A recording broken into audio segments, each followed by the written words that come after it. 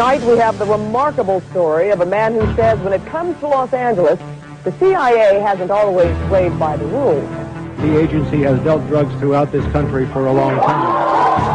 Wait a minute, if you don't mind what's going on here, please, now. It began to become apparent to me that guns were going one way and drugs were going another. The CIA has issued a blanket response to all of this, denying any involvement. My name is Mike Ruppart, R-U-P-P-E-R-T. I did bring this information out 18 years ago, and I got shot at and forced out of LAPD because of it. I've been on the record for 18 years. We got on record everywhere we could so that if I did get killed, we would know. You know, somebody would know that somebody was saying something was wrong with CIA.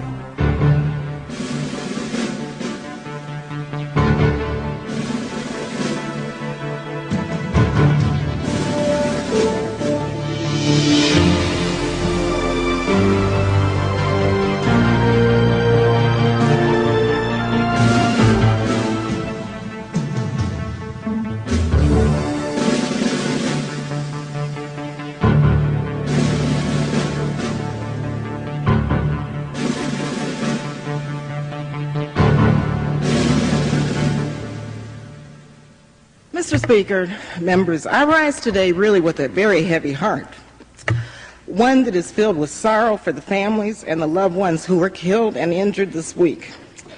Only the most foolish and the most callous would not understand the grief that has really gripped our people and millions across the world. This unspeakable act on the United States has really forced me, however, to rely on my moral compass, my conscience, and my God for direction. September 11th changed the world. Our deepest fears now haunt us. Yet I am convinced that military action will not prevent further acts of international terrorism against the United States. This is a very complex and complicated matter. Now, this resolution will pass, although we all know that the President can wage a war even without it. However difficult this vote may be, some of us must urge the use of restraint. Our country is in a state of mourning. Some of us must say, let's step back for a moment, let's just pause just for a minute and think through the implications of our actions today, so that this does not spiral out of control. Now, I have agonized over this vote, but I came to grips with it today, and I came to grips with opposing this resolution during the very painful yet very beautiful memorial service.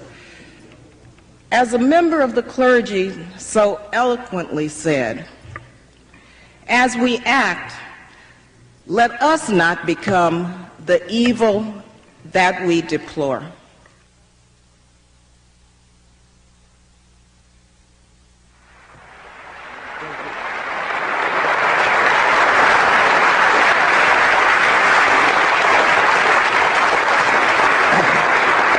Thank you, Demetrius, and thank all of you. I am unbelievably gratified to see so many people here tonight. I almost got up here and said, hi, my name is Mike, I'm an alcoholic, but I think I'm at the wrong meeting, I guess.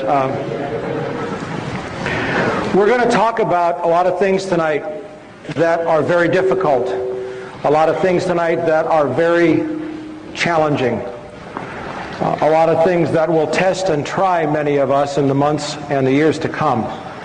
But we're going to have a certain approach to this, and it's the only kind of approach that I have found in 23 years that works when you're challenging a government that no longer serves the interests of the people.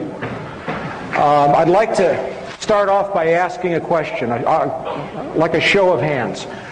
How many people in the room tonight believe that Lee Harvey Oswald was the lone gunman and solely responsible for the murder of John F. Kennedy? Show of hands.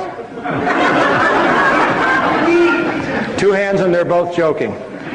How many people in the room tonight believe that the war that is now taking place and getting ready to move all over the world is solely the result of the attacks on the World Trade Center on September the 11th?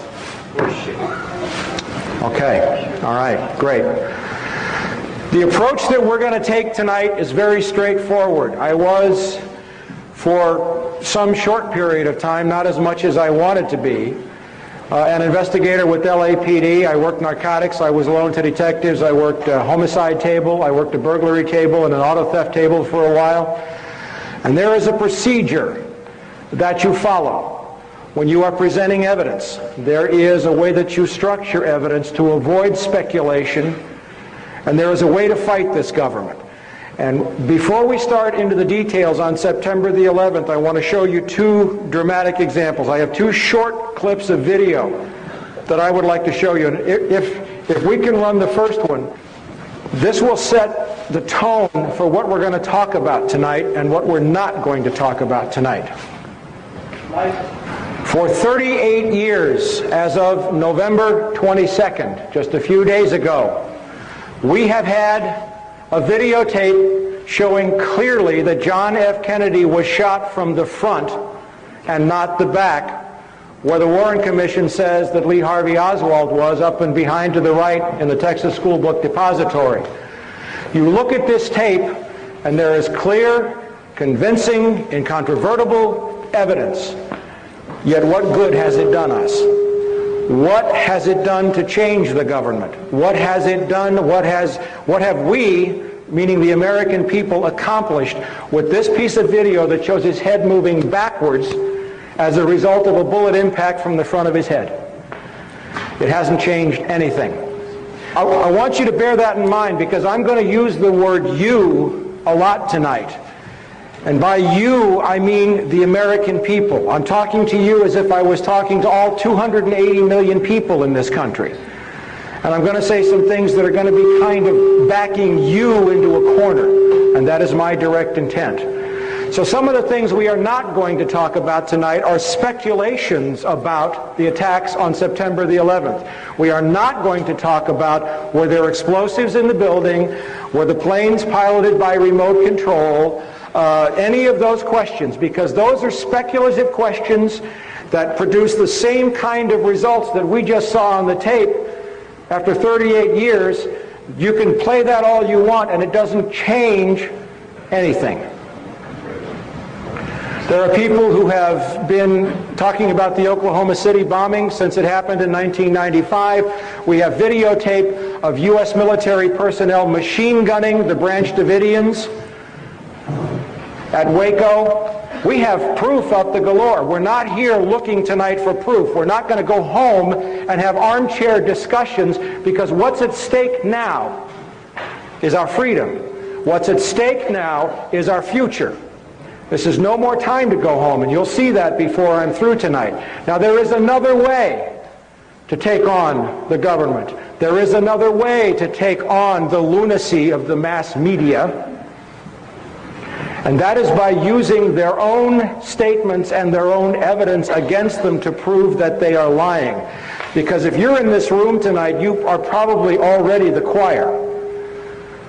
Our safety, our future, our liberty, our country, and maybe the planet depends upon us reaching out to the millions of people out there who are still waving the flag, still believing that this is a war like they're being sold on CNN.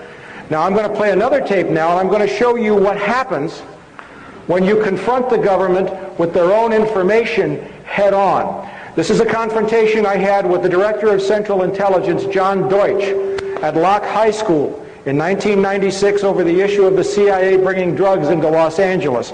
I want you to watch his hands very carefully after I confront him. Sir, the man in the leather That's jacket. Congresswoman Juanita Millender McDonald of Compton. I will be coming back Hi. over. Altitude. I am a former Los Angeles police narcotics detective, and I work South Central Los Angeles, and I will tell you, Director Deutsch, emphatically and without Can you speak equivocation. further into the mic, sir? These mics don't seem to be...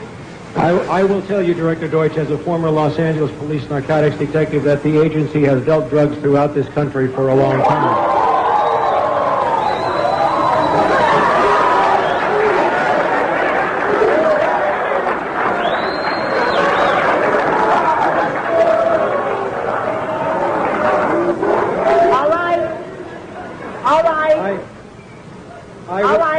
Obviously, that is an answer for a lot of you. Now, can you please? I refer. All right, now, can you please? I refer direct. Wait a minute.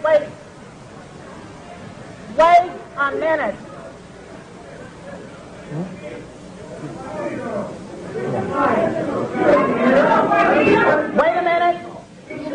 Wait a minute here. Wait a minute. If you don't like what's going on here, please leave now. Leave. No, leave now, because there are others who do want to hear what's going on in this room. Will you please take your seats? I will come back to you as we roll back across to the center section. Director Deutsch, I will refer you to 3 specific agency operations known as Amadeus, Pegasus, and Watchtower. I have Watchtower documents heavily redacted by the agency. I was personally exposed to CIA operations and recruited by CIA personnel who attempted to recruit me in the late 70s to become involved in protecting agency drug operations in this country. I have been trying to get this out for 18 years, and I have the evidence. My question for you is very specific, sir. If, in the course of the IG's investigations and Fred Hitz's work, you come across evidence of severely criminal activity, Let him speak into and the it's mic. classified, will you use that classification to hide the criminal activity, or will you tell the American people the truth? Watch his hands. Watch his hands.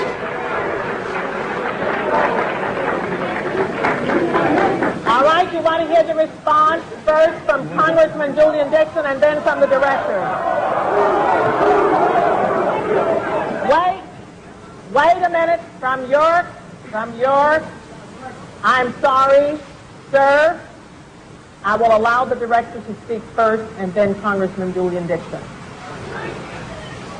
If you have information about CIA illegal activity in drugs, you should immediately bring that information to wherever you want, but let me suggest 3 places.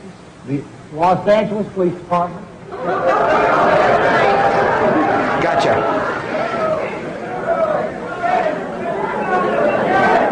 Please.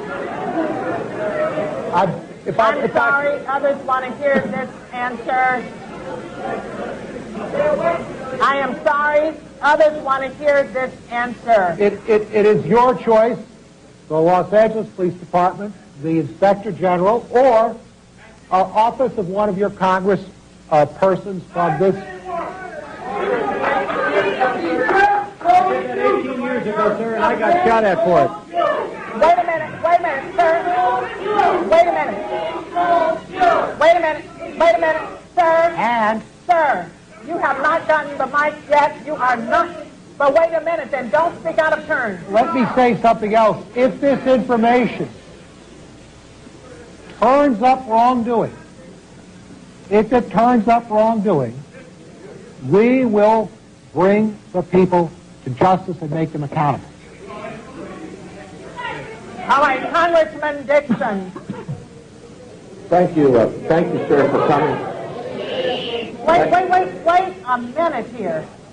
I thought you did not want to be here, but now that you are here, please let us hear and listen. Thank you very much. Sir, I want to thank you for coming. You were at the last meeting. The staff probably had the spelling of your name wrong, but No, they didn't. We would like to talk to you. We have been looking for a couple of days for you, and we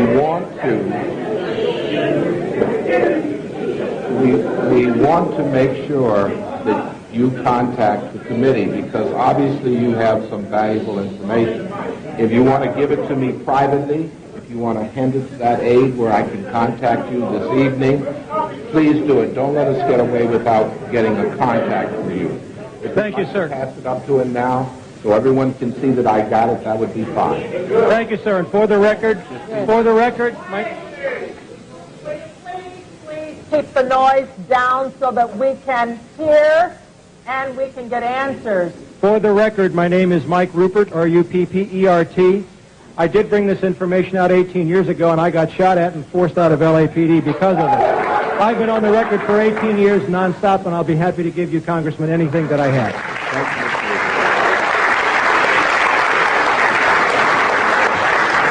I have to tell you that that was probably the most fun I've ever had in my life. Although tonight may top that. If you can kill the blue on the VCR there. What happened after this was John Deutsch was guaranteed an appointment by Bill Clinton to become the next Secretary of Defense. My confrontation with John Deutsch cost him that appointment. My good friend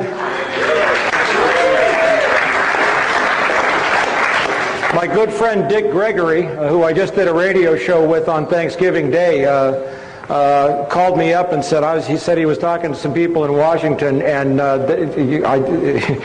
they just chewed him up one side and down the other because he looked like a fool. Everybody here seen The Wizard of Oz? Everybody here seen The Man Behind the Curtain? We have to get to the man behind the curtain, but it's going to be a little bit scarier than that movie was to do that. So, let's take an approach to September the 11th along the lines of an investigator presenting a case to a grand jury, or along the lines of a detective presenting a case to a district attorney. First of all, who am I? We're going to go through this really quickly. I had the misfortune of being born into a family that was heavily rooted in the intelligence community. My mother was a cryptographer and cryptanalyst for the Army Security Agency and National Security Agency during World War II. She worked for Secretary of State Cordell Hull. She worked on the Japanese and Russian codes. By the way, we did know the Japs were going to attack Pearl Harbor, and we did let it happen. This is evidence that I would present. This is my mother's separation from the NSA in December 1949 because she was going to have babies. She didn't have me until 51. But my dad was also recalled into the Air Force during the Korean War. He went to work for Martin Marietta and went to work on projects like the Titan 3C, which put up all the CIA's keyhole spy satellites. Relatives of my father were OSS, that's the forerunner of CIA, and they were career at CIA in Langley. So everybody in the family had a clearance. I used to come home from school and say, "What's for dinner?" And Mom would say, "I can't tell you." That's a joke, I hope. Now what I need is a way to do this so that I don't get them all whacked up here. Continuing with the presentation, there's a couple of points I want to make here in Portland.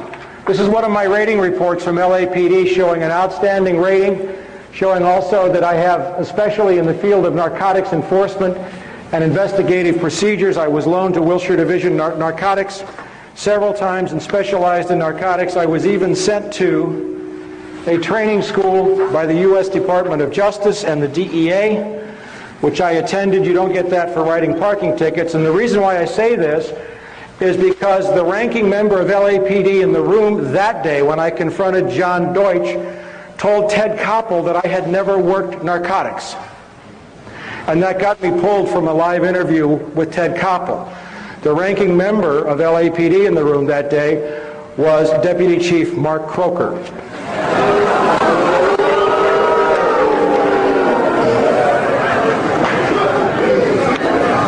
Yeah, I'm having fun already. Now I want to talk about CIA dealing drugs briefly because I have to lay a foundation. You have to understand the economic and the political context in which this war is taking place and in which it is set. And there's two things that if you don't understand, you will never understand September the 11th. One is drugs, the other is oil. Or one is oil, the other is drugs, okay? We want to talk about evidence. We want to talk about proof, okay? This is a memorandum that was written February 11th, 1982 to the Honorable William J. Casey. Everybody remember Bill Casey from Iran-Contra? CIA Director, signed by Attorney General William French Smith. This was at the beginning of the Contra War, very early in the Reagan administration. And something had happened before this. There had been a series of negotiations. Now in the CIA, the highest rung on the food chain is called an officer. If you are a case officer at CIA, you are someone who cannot be disavowed or denied. You are a man of the cloth. You are a man blessed with immunity. The agency will protect you. But underneath that on the food chain, they have career agents, contract agents, foreign agents, informants. They have proprietary companies, employees of the there's a whole category of people. Well, in 1982, because the CIA knew there was going to be a massive explosion in cocaine trafficking that they were going to control, U.S. Cocaine consumption went from roughly 80 metric tons in 1979 to 600 metric tons by 1987. Think about that for a minute. That's a lot of coke. All right, they knew that was coming. All right. So one of the things they did legally, because the agency and the government, they always find paper ways to try to cover their trail, and they think nobody will catch them. One of my favorite lines of all time, and for the first 100 of you who got here, you got a free copy of my last issue of From the Wilderness, is from Alan Dulles, who, when the Warren Commission report was released, however many volumes there were, and you read those volumes and you know that Lee Harvey Oswald didn't kill John Kennedy. And Alan Dulles said, the American people don't read. You don't read. This memorandum says, first of all, they took all the people who were not case officers and they decided to call them non-employees of the Central Intelligence Agency. There's a federal law stating that if a federal employee breaks a federal law, you have to report him. They were caught on the horns of a dilemma. So first they said, well, all these people are not employees, even though they get CIA paychecks. And then they said, in light of these provisions and in view of the fine cooperation, the Drug Enforcement Administration has received from CIA no formal requirement regarding the reporting of narcotics violations has been included in these procedures. That's black and white evidence of a conspiracy. The Attorney General of the United States just told the CIA director he no longer had to report it when anybody other than a case officer was dealing drugs. Let's look at something else about how cynical these people are. Now, I've been studying CIA and the drug trade for about 23 years, and this is one of my favorite documents of all time. Some 28 C-130 Hercules were smuggled by the CIA and the Pentagon through the U.S. Forest Service into private hands, supposedly for the purpose of fighting forest fires. The problem is that some of them turned up in Peru, in Mexico, in Panama, in Angola, in Iran, and Iraq, running covert missions for the CIA. One of these C-130s was caught in Mexico City. Aeropostal de Mexico had it, with $1 billion worth of cocaine on board. The Forest Service, having let these airplanes out, found itself in a kind of embarrassing position. So they had their lawyers work on it, and notice the last sentence. DOD is the Department of Defense. Apparently, DOD thinks that by having the Forest Service as the intermediary, if any future aircraft are used in drug smuggling, the Forest Service and not DOD will suffer the adverse publicity. They don't care about stopping it, they care about who's going to take the blame. It is possible to nail these people, but you have to know how to approach. The main reason why the CIA deals drugs is for one reason and one reason only. It's not to fund covert operations. The main reason is not to weed out the gene pool, although I will tell you, and I have proven that blacks have been deliberately targeted, but the CIA brings in more drugs than all the African Americans could use in this country. The main reason the CIA deals drugs is to support the U.S. economy. Let's take a look for a second. I don't know if you can read this in the back, but I'll call the names out. We're going to see something that's very unusual here. The National Security Act of 1947 created the CIA. It was written by a man named Clark Clifford, who was a longtime aide to Harry Truman. Okay? Clark Clifford's profession was he was a Wall Street banker and lawyer.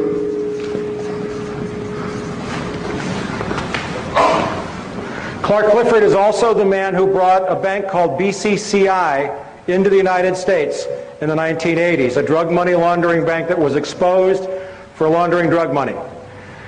The design for the CIA, in other words, the people who told Clifford how to write the act, were two brothers, John Foster and Allen Dulles, the Dulles brothers, Duller, and Dulles. John Foster Dulles was Secretary of State to President Dwight Eisenhower. Allen Dulles was the DCI, not from 81 to 87, he was the DCI from, I think, roughly 1953 until about 61 in the Bay of Pigs when John F. Kennedy fired him. You know what their profession was? Wall Street lawyers at the law firm of Sullivan and Cromwell, which is today the most powerful law firm on Wall Street.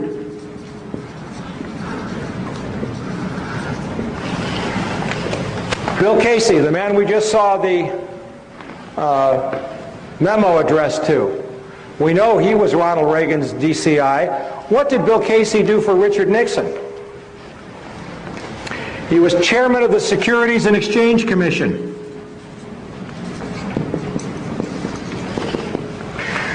Stanley Sporkin, one of my favorite turkeys, was CIA General Counsel during the 80s. He used to email back and forth with Oliver North. Dear Stanley to Ollie, Stanley to Ollie. It was very funny. Okay? Do you know what he did before he became...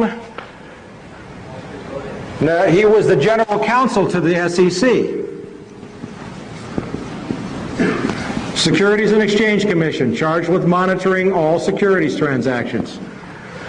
David Daugherty, CIA General Counsel after Stanley Sporkin. You know what he does today? The Executive Vice President of the New York Stock Exchange for enforcement. Isn't that great?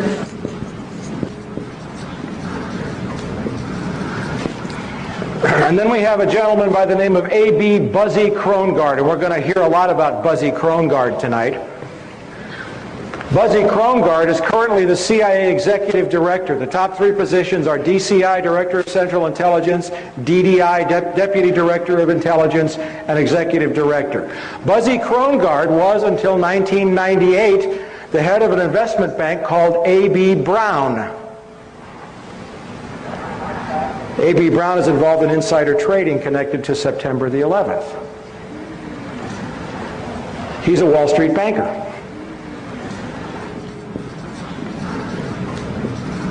As a matter of fact, 6 out of 7 of the first deputy directors of intelligence came to CIA from Wall Street.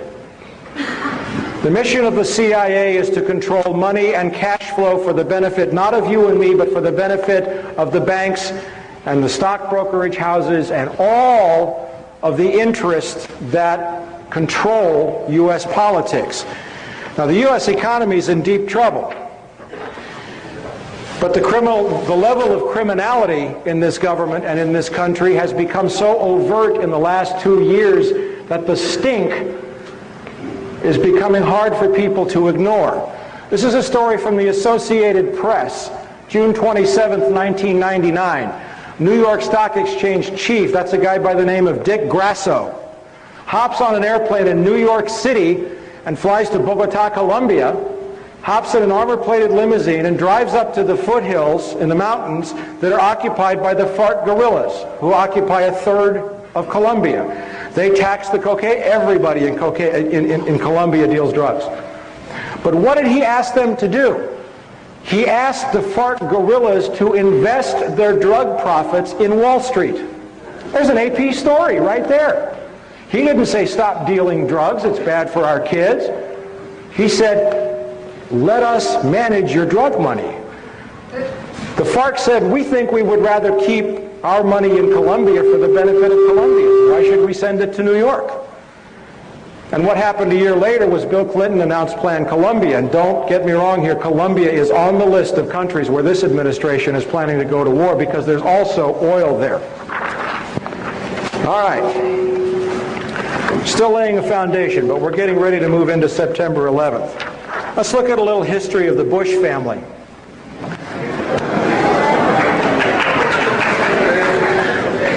I'm having a lot of fun. Okay. This is from a book called The Unauthorized Biography of George Bush, which is an extremely well-researched book. And everything that they put in here is sourced. If we go to George Herbert Walker Bush's father, Prescott Bush, he was the managing director of a firm called Brown Brothers Harriman during the 30s and 40s. Brown Brothers Harriman financed Adolf Hitler before and during World War II. Brown Brothers Harriman got involved with the Hamburg steamship line. They got involved with a number of companies and front organizations that channeled money directly to Adolf Hitler, and they did not stop that relationship when the war began. As a matter of fact, one particular firm, it was a bank affiliated, it was the Union Bank, affiliated with the Thyssen, that's T-H-Y-S-S-E-N, Steel Trust, managed by Prescott Bush, produced 50.8% of Nazi Germany's pig iron, 41.4% of Nazi Germany's universal plate, 36% of Nazi Germany's heavy plate, 38.5% of Nazi Germany's galvanized steel, 45.5% of Nazi Germany's pipes and tubes, 22% of Nazi Germany's wire, and 35% of Nazi Germany's explosives.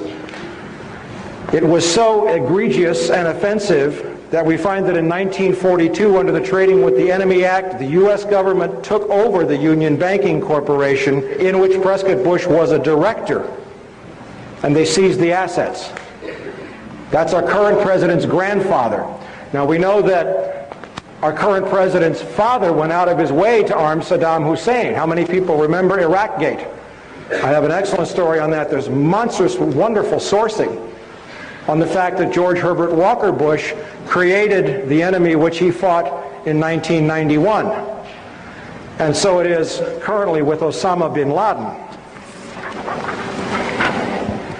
Now, how important is drug money? The International Monetary Fund published a report in January of this year showing that $1.5 trillion with a T, a year is laundered through the World Banking System. Of that, according to Le Monde and according to the U.S. Department of Justice, it's very safe to say that $500 billion to $600 billion of that is directly the result of the drug trade. Why is drug cash important? How many people here have a credit card?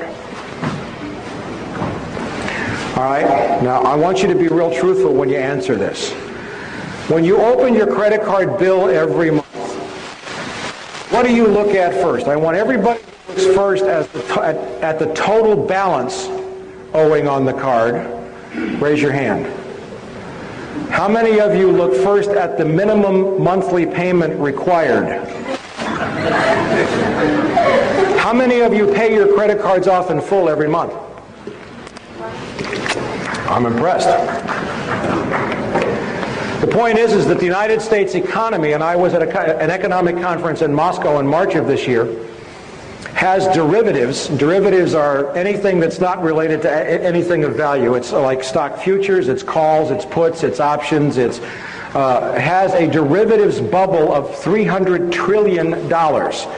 20 trillion of that alone is connected to J.P. Morgan Chase, which is about ready to go under thanks to Enron.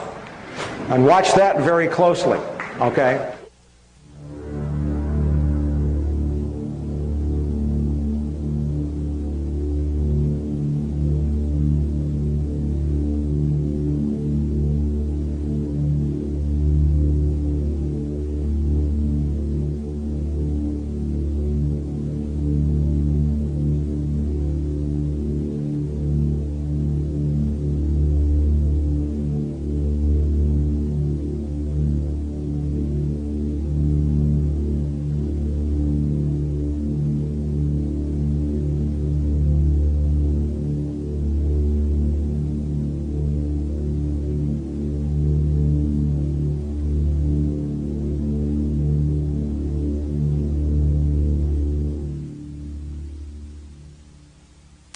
Just in March of this year, we had a wonderful piece of evidence come up from Senator Carl Levin's minority report to the Senate Permanent Subcommittee on Investigations, and it was a report on correspondent banks and money laundering. Now, this is a story from the Washington Post dated February 5th, It says, inattention and disinterest by U.S. banks in screening the foreign banks they take as clients has allowed rogue foreign banks, not rogue, and their criminal clients to carry on money laundering and other criminal activity in the United States and to benefit from the protections afforded by the safety and the soundness of the U.S. banking industry, said Senator Carl Levin of Michigan. Specifically mentions J.P. Morgan Chase. On the next page, 4,000 offshore banks to launder money into the United States, $1 trillion laundered annually. That's conservative. Money laundered in which the Clinton administration declared a national security threat. Not true. It's a national asset as far as Wall Street is concerned. Carl Levin said $500 billion moved through the U.S. banking system in drug money every year. That's liquid cash. And you want to know how important liquid cash in this world? There's a saying. One of my dear friends and colleagues and mentor, Catherine Austin Fitz, is a former Assistant Secretary of Housing. She was a managing director of Dillon Reed on Wall Street. She says cash flow is everything. And in an economy that's on the verge of a major implosion, without cash flow, the crash is guaranteed. Now, CIA's role is to make sure that as much of that drug money comes through the U.S. economy as possible.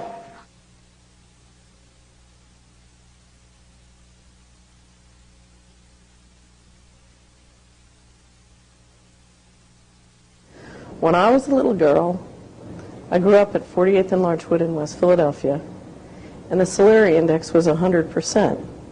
The salary index is the index that I use to describe the well-being of a neighborhood. It's the percent of people in a neighborhood who believe that a child can leave their home, go to the nearest place to buy a popsicle, and come home alone safely. It was unthinkable that a child wasn't safe at 48th and Larchwood in West Philadelphia in the 1950s. The salary index was 100%, and the Dow Jones index was probably about 500. Today, it's reversed. The Dow Jones index is very high at about 10,000, and the salary index is at very low in West Philadelphia and very low throughout the United States. And why is that? It's because one of the ways that we finance the growth of multinational corporations and big banks and the rise of the Dow Jones is by selling narcotics to our children. It's one of the most profitable businesses in America. About a year ago, I gave a speech called How the Money Works in Organized Crime to a wonderful group of people in Philadelphia. They have a conference every year. They go off into the woods for about 3 days and talk about how they can help our culture, our world, spiritually evolve. So I gave my presentation on how the money works as organized crime, describing what is arguably the biggest, most profitable industry in the United States today. And towards the end, we were discussing the fact that the Department of Justice estimates that the United States is the leader in laundering organized crime profits of about $500 billion to $1 trillion a year. So I asked the audience, what would happen if we stopped being the worldwide leader in laundering $500 billion to $1 trillion a year? And they said, well, you know, if we stopped, our mutual funds would go down in price, the stock market would crash. I said, well, what else would happen? So they said, well, you know, we might have trouble financing the government deficit because, in fact, the people who control 50 years of accumulated profits, that's a lot of capital that we need to finance our deficit. So I said, okay, well, I'll tell you what, let's pretend there's a big red button right up here on the lectern right in front of me. And if you push that button, you can stop all organized crime in America, and you can stop America laundering $500 billion to $1 trillion of organized crime profits every year. Who here will push the button? And out of 100 people, only one person would push the button. And I said, okay, so what you're saying is you want a whole armada of people to sell drugs to your children and grandchildren to keep your mutual funds up and your government checks coming. And they said, yes, that's right. Now, there are many ways to change that. There are many ways to re-engineer our financial system and our resources so that the salary index and the Dow Jones can be friends.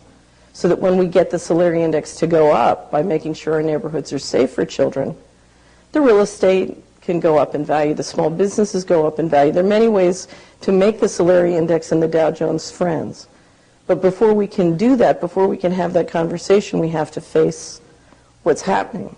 We have to face that we are addicted to drug profits, because if we can't face it, God can't fix it. Okay.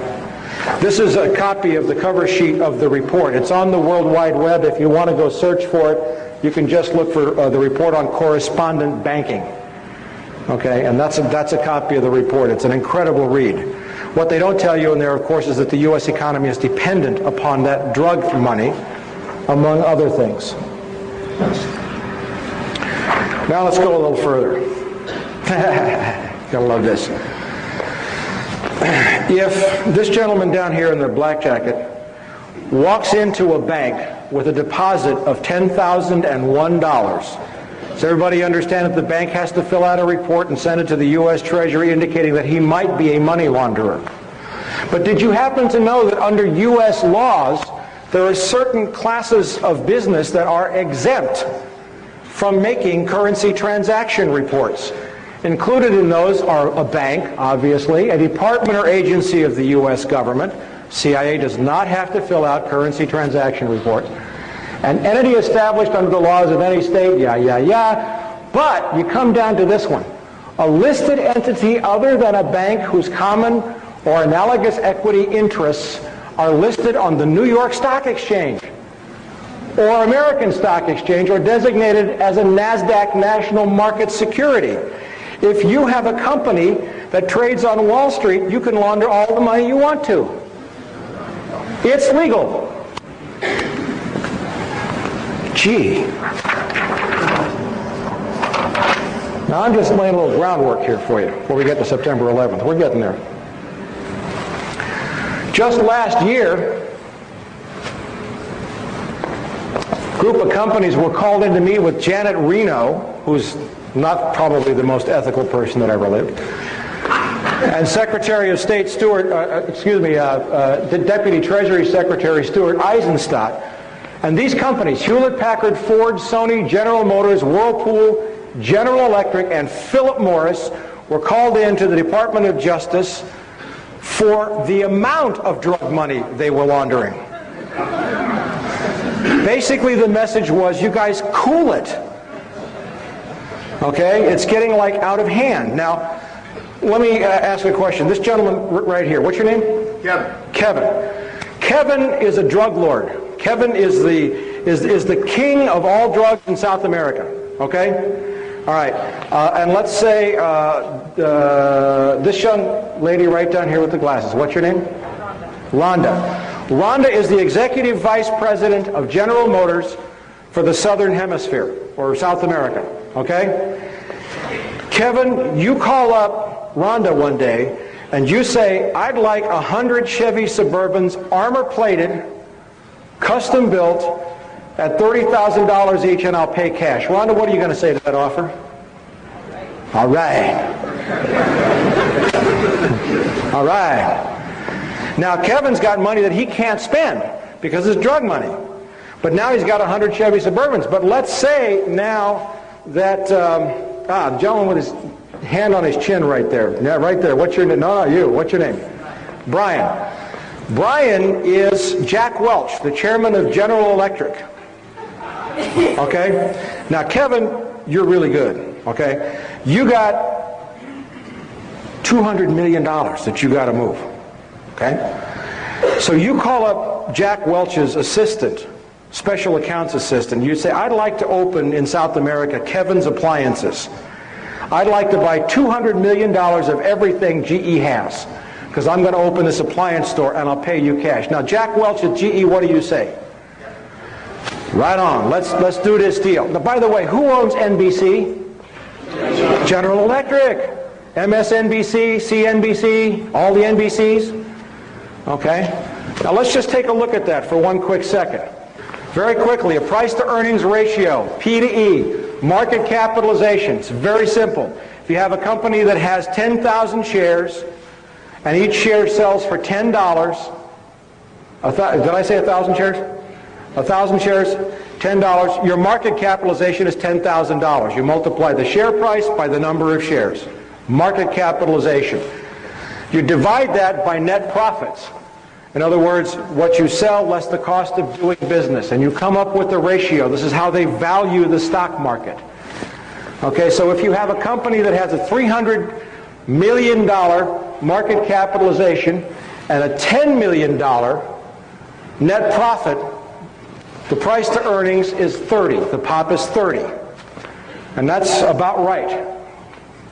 And by the way, the current Dow Jones Industrial Average is overpriced by about 2/3. Okay? Now, if you have this 30-to-1 ratio, if I add another $1 million, my pen went dry. If I add another $1 million and make that 2, what happens to this number? Becomes 60. All right? Now, the lady in red down here, who's looking away from me. Ma'am, what's your name? Karen. Karen owns an orange juice company. Makes the best orange juice in the world. And I owe all of what I'm teaching you now to Catherine Austin Fitz. And she's just she has a wonderful website at solari.com, and we'll put those up before I leave. You make incredible orange juice. Okay, the best orange juice in the world. It's fairly priced. Karen's orange juice, right? Okay.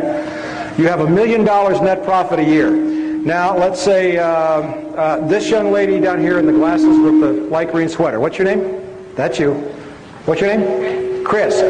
Chris is the chief executive officer of PepsiCo, which owns a small orange juice company called Tropicana.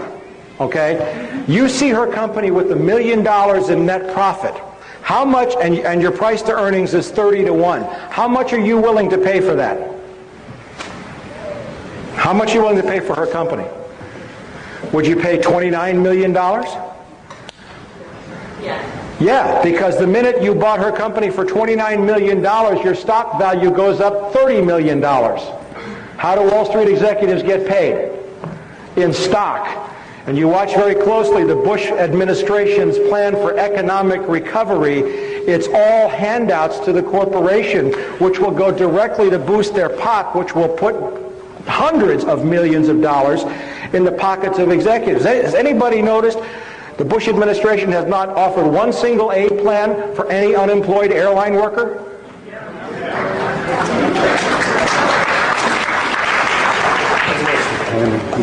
All right, let's get down and dirty here. Oh, one more thing. Remember that guy John Deutsch that I had fun with? Okay, well, right now he's on the board of directors of Citibank, along with the former executive director of the CIA, who is not on the board, but she's very highly placed executive, Nora Slatkin. John Deutsch, of course, is as crooked as the rest of them. Also on the board of Citibank is a guy named Robert Rubin, former U.S. Secretary of the Treasury. Yes, thank you. He deserves all the hisses he can get. Well, in May of this year, Citibank announced a $12 billion cash purchase of a Mexican bank called Banamex. Second largest bank in Mexico, also a documented, and I mean documented, drug money laundering bank that was exposed in a Mexican newspaper. Roberto Hernandez, this is him, gets a seat on Citibank's board of directors, and yet this is what's going on his property. He owns thousands of acres near Cancun in Mexico. The locals call it the Cocaine Peninsula. There's hundreds of photographs. He lost 2 lawsuits in Mexico, and then my friend Al Giordano, who publishes a great website called www.narconews.com, wrote a great story about the Mexican paper stories, and Hernandez sued Giordano in New York, and he's going to lose that lawsuit, by the way. Al Giordano's a brave journalist.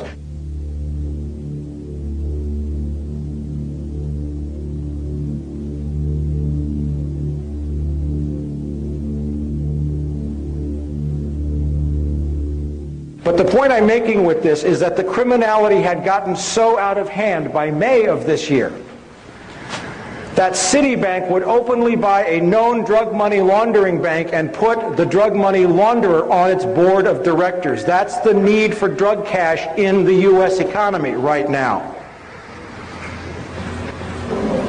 By the way, Citibank's record of involvement in drug money laundering is extremely well documented in the Wall Street Journal and the New York Times, it laundered some, I think, $300 or $400 million for Raul Salinas de Gortari, the brother of the former Mexican president.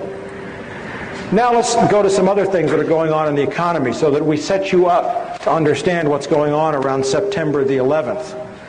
The U.S. economy is being looted. Anybody here remember the savings and loan scandal? You know, the gang that's in the White House is the same gang that brought us the savings and loan scandal? That took $500 billion out of your pockets.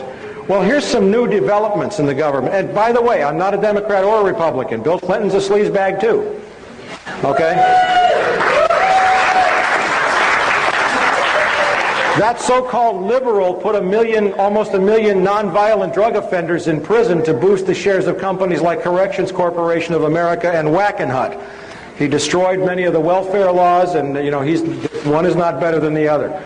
But notice this: HUD loses, Housing and Urban Development, $59 billion. When was the last time you lost $59 billion? This was from testimony in Congress by Susan Gaffney, Inspector General of HUD. And you know what HUD said they did when they couldn't figure out where the money went? We made an adjustment in our checkbook. Where's that money going? You'll find out before we're through. Now, if you thought that was bad, the Defense Department cannot account for $1.1 trillion that seems to have vanished within the tangled system of financial accounting put in place by private contractors. You know who the private contractors are? Lockheed Martin and DynCorp. Okay? HUD, oh, I dropped the microphone. I have more microphones on me than the FBI has in my living room.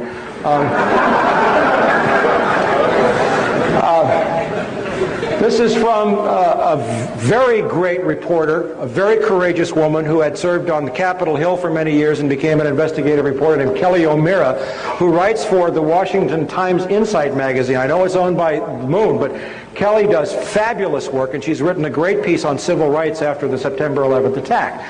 The point is that $4.4 trillion in adjustments to the Pentagon books had to be cooked to compile the required financial statements, and that $1.1 trillion of that amount could not be supported by any reliable information. All right, now, there's one thing I got to do before we get to September the 11th and what's happening since. It's easy to say that this is a war about oil, and you're going to know more about it than you did when you came in here when you leave. The entire world economy is on the brink of a major collapse. 2 days before the attacks on the World Trade Center, I issued an emergency bulletin to all of my subscribers. And by the way, there's a table over here, and those of you who would like to subscribe, we have the information there for you. I'll put a website up. We also have videotapes of a lecture on Wall Street's War for Drug Money, which is like 2 hours on what I did with the economy that I gave at the USC School of International Relations last December. And we have those tapes over there. I think Chris Milligan's over there somewhere. Chris, wherever you are. But I issued a bulletin saying that we were on the brink of an economic collapse that would make 1929 look like a picnic. And in the 3 weeks prior to the attacks, the Dow had dropped almost 900 points.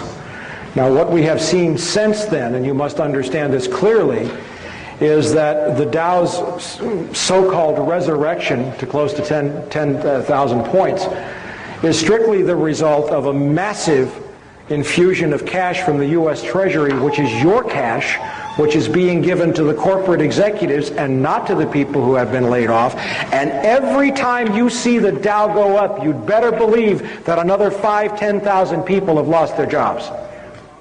We are also in a global financial crisis that began in 1998 with the collapse of the bond markets and hedge fund derivatives, the money laundering investigations, and the mega mergers in the financial industry. The war buildup after September 11th is now shifting resources from domestic needs to the defense establishment. This fulfills a Bush-Cheney campaign promise to boost defense spending. But it is not sustainable for a number of reasons. And then this brings us into the issue of oil briefly, and we'll get into this more later. And basically is that oil production in the world is peaking. The last untapped major oil fields in the world are in two places, actually. First, Central Asia, and we'll get into that in depth. And second, guess where? In Colombia. Okay? And this is now a war, and this is now a moment in human history when the age of oil is nearing its end, because world population and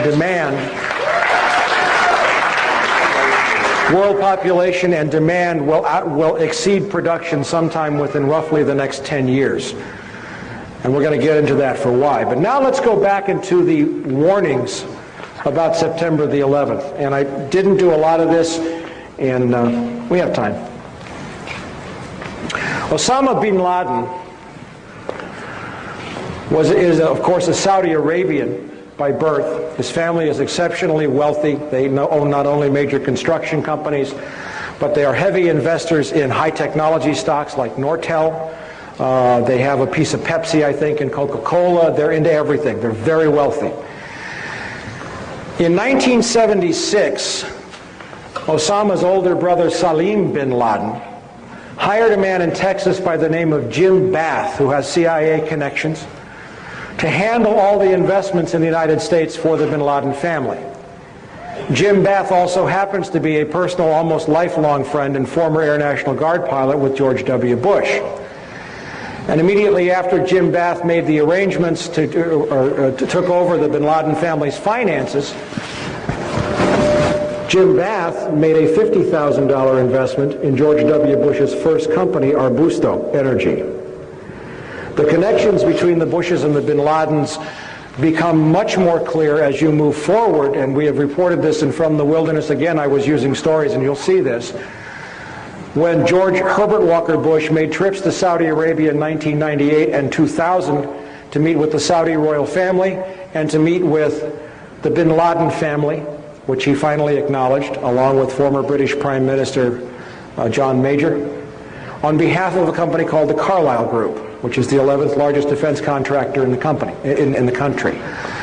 Carlyle Group is a privately owned corporation. That means they do not have to report their ownership or financial activities to the SEC.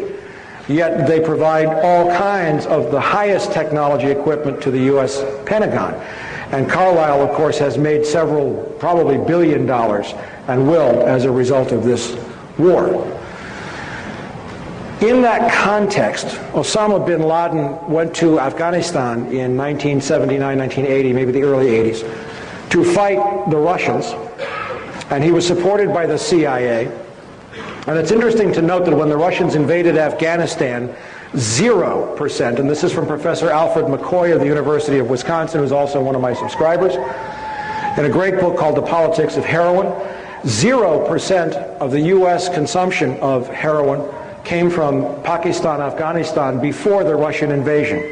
By 1985, 86, 40% of the heroin in the United States came from that region, all controlled by the Central Intelligence Agency. And Osama bin Laden came up under a guy named Gulbuddin Hekmatyar, who ran 6 heroin labs, all protected by the CIA and controlled by the agency.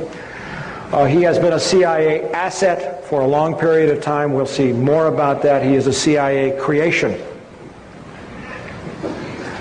Now we come to September 11th, and we're going to go into a timeline here, and I have written several stories, and I was on the radio here with Sheila Hamilton at KPAM just a few days after the attacks, and I was saying the U.S. government knew these attacks were going to take place and did not stop them. And I keep building to that evidence, but I'm going to show you a couple of things now. Not by any means all of the evidence that I have of foreknowledge, but just a couple of telling points. Israeli security issued urgent warning to CIA of large-scale terror attacks.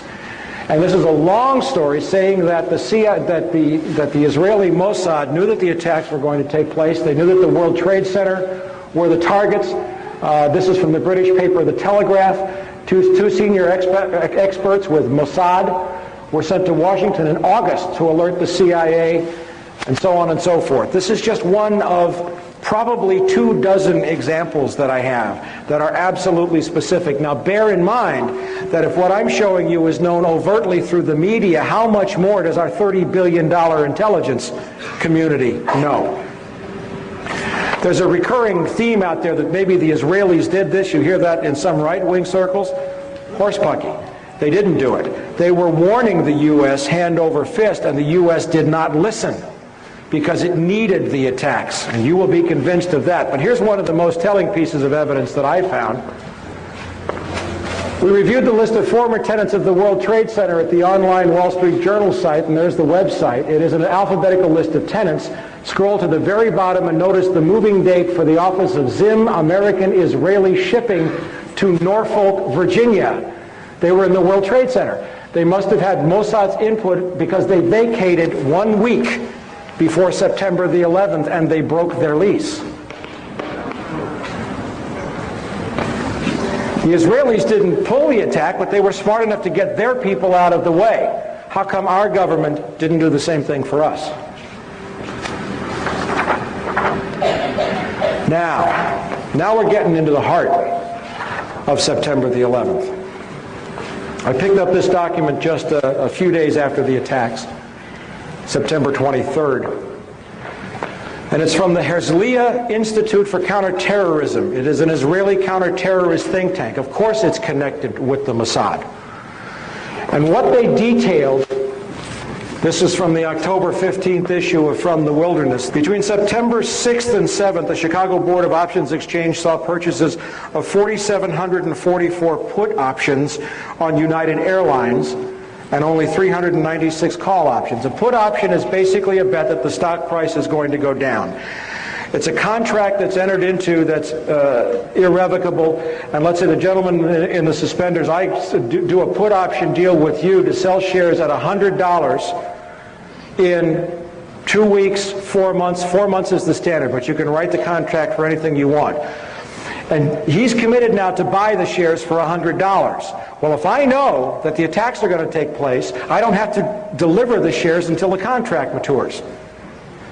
So if I know the stock is going to crash, he enters into a put agreement with me, agrees to buy the shares at $100. The next day the World Trade Center attacks happen. The stocks are selling for $20. I go buy the shares for $20, and he has to buy them for $100.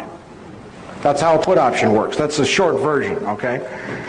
So we saw 4,744 put options on United Airlines, but only 396 call options. On September the 10th, 4,516 put options, same deal, were placed on American Airlines, bought on the Chicago Exchange, compared to only 748 calls. There were no other similar trades on any other airlines. And this level of put options was like 600 to 1,200% above normal for United and American Airlines. Now, just these trades alone, there were also put options placed on Merrill Lynch, which had 22 floors. Morgan Stanley had 22 floors, and Merrill Lynch had an offices near. Both were heavily impacted. Heavy put options there, heavy put options on reinsurance companies, Munich Reinsurance, the largest in the world, AXA Reinsurance in France, which owned 25% of American. Totally out of whack, absolutely spiking. There's another newsletter that says very clearly, by a guy by the name of Phil Erlanger, and this is his newsletter, that the insider trading may have cost $1 billion. Now just these ones that were identified, produced only $2.5 million in instant profits for somebody who knew the attacks were going to take place. Nobody claimed the profits. The San Francisco Chronicle caught it shortly thereafter, and nobody has claimed them since. And we don't know who made the trades.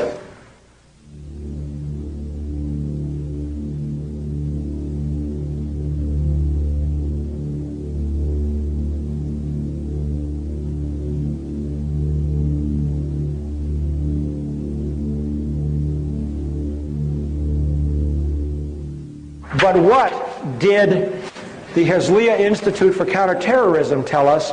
It told us that the United Airlines put options were placed through the firm A.B. Brown. Do you remember A.B. Brown? A.B. Brown was the firm headed until 1998 by A.B. Buzzy Krongard, who is now the executive director of the Central Intelligence Agency. A.B. Brown was sold in 97 to Bankers Trust, then to Deutsche Bank, I think in 98 or 99. It was an offshoot of Deutsche Bank. Now, one thing that I know, that I have written heavily about, is that the CIA, the Mossad, and major intelligence services track all stock trading in real time. On my website, you'll see stories about Promise software, and it's very long to go into, but it's a very sophisticated software. I'm going to write the website for you. It's a very sophisticated software that's been made with artificial intelligence and is capable of integrating wide numbers of databases in different languages. You'll find this on my website at www.copvcia.com. Now, I know that CIA and Mossad track stock trades in real time, so if all these put options were placed on American and United, do you think that should have triggered some alarm inside the Central Intelligence Agency? But instead we find that the trades were placed through a firm that was once owned, managed by the guy who was the number 3 at CIA. This is just pieces of evidence now. I'm building the case. Now, again, we're building up some history here. In January of this year, the Taliban and Al-Qaeda destroyed the entire opium crop in Afghanistan. It's been verified by the United Nations, by the Drug Enforcement Administration, by ABC News, by BBC, who put people on the ground.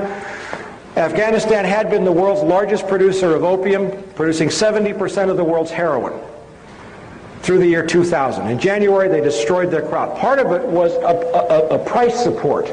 They had overproduced the year before, part of it, and they sold from their stockpiles. But there are no opium crops in Afghanistan right now. They've all been planted, of course, since the Bush administration and the CIA have lifted the ban, and everybody can go back to work and the CIA can move the heroin again.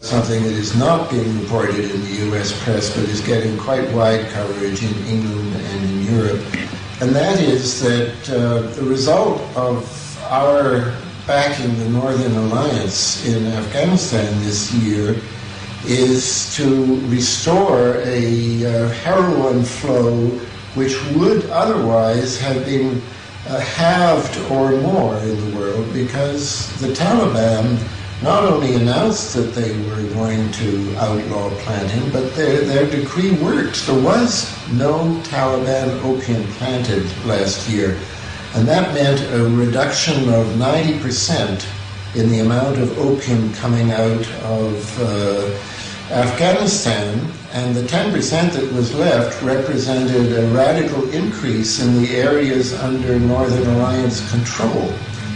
Now, if we had not gone into Afghanistan, this would have been the most effective reduction in the flow of heroin in the world since the DEA was created 30 years ago. But by going into Afghanistan, backing the Northern Alliance, we've now chased the Taliban out, and in all kinds of provinces where the farmers had started to plant wheat, they're now plowing up their fields and putting in opium instead. And the global drug authorities at the UN expect that we're going to go back to the record flow of opium that we've seen in the last couple of years. But we heard right after the attacks on September 11th, Tony Blair saying, "We will bomb the poppy fields." Well, there are no poppy fields. They destroyed their crops.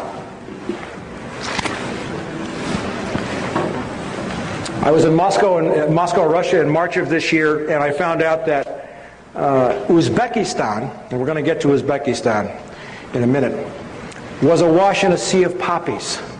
And what did I find also was that companies like Southern Air Transport, Evergreen, and other CIA-connected affiliates had been flying into and out of Tashkent. The CIA had been setting up operations. There were proprietary companies all over the place in Uzbekistan. So now we have the destruction of an opium crop, which does what? It takes cash out of the world's banking system. in conjunction with a stock market bubble, in conjunction with world oil prices or world oil production diminishing, and a huge bubble on Wall Street. Now we come to, this is just from recently, of course. This is from the October 5th. Afghan rebels, that's the Northern Alliance, our good friends. The Northern Alliance, who actually dominate the opium trade from the north of Afghanistan. Okay, now we've seen the recent stories saying that the poppy farmers are absolutely rejoicing because they've gone back to planting. So now we come back to the oil and drugs. There's an old saying, God equals gold, oil, and drugs. Testimony from February 12, 1998 in Washington, D.C. before the House International Relations Committee by John Maresca, Vice President of International Relations for UNICAL, which had been planning to build a pipeline for some time from the Central Asian oil fields of Tajikistan, Kyrgyzstan, Uzbekistan, all the stands, across Afghanistan, down to the Pakistani coast. It's a distance of about 1,500 miles. To a terminal where U.S. tankers would take the oil and gas and ship it to China and Japan, the largest emerging markets in the world. China's in the middle of a huge oil crisis, and the U.S. Wall Street is pouring money into China hand over fist. And he says in this, construction cannot begin construction until an internationally recognized Afghanistani government is in place. A recent study for the World Bank states that the proposed pipeline for Central Asia across Afghanistan and Pakistan to the Arabian Sea would provide more favorable netbacks, that's money in your pocket, folks, to oil producers. That's his testimony. Now, UNICAL put the pipeline on hold in 1999. They also hired a guy named Henry Kissinger to consult for them, which explains why Afghanistan has never been listed as a sponsoring terrorist nation. Isn't that strange? The head of all the terrorists in the world, and the biggest country, has never been listed?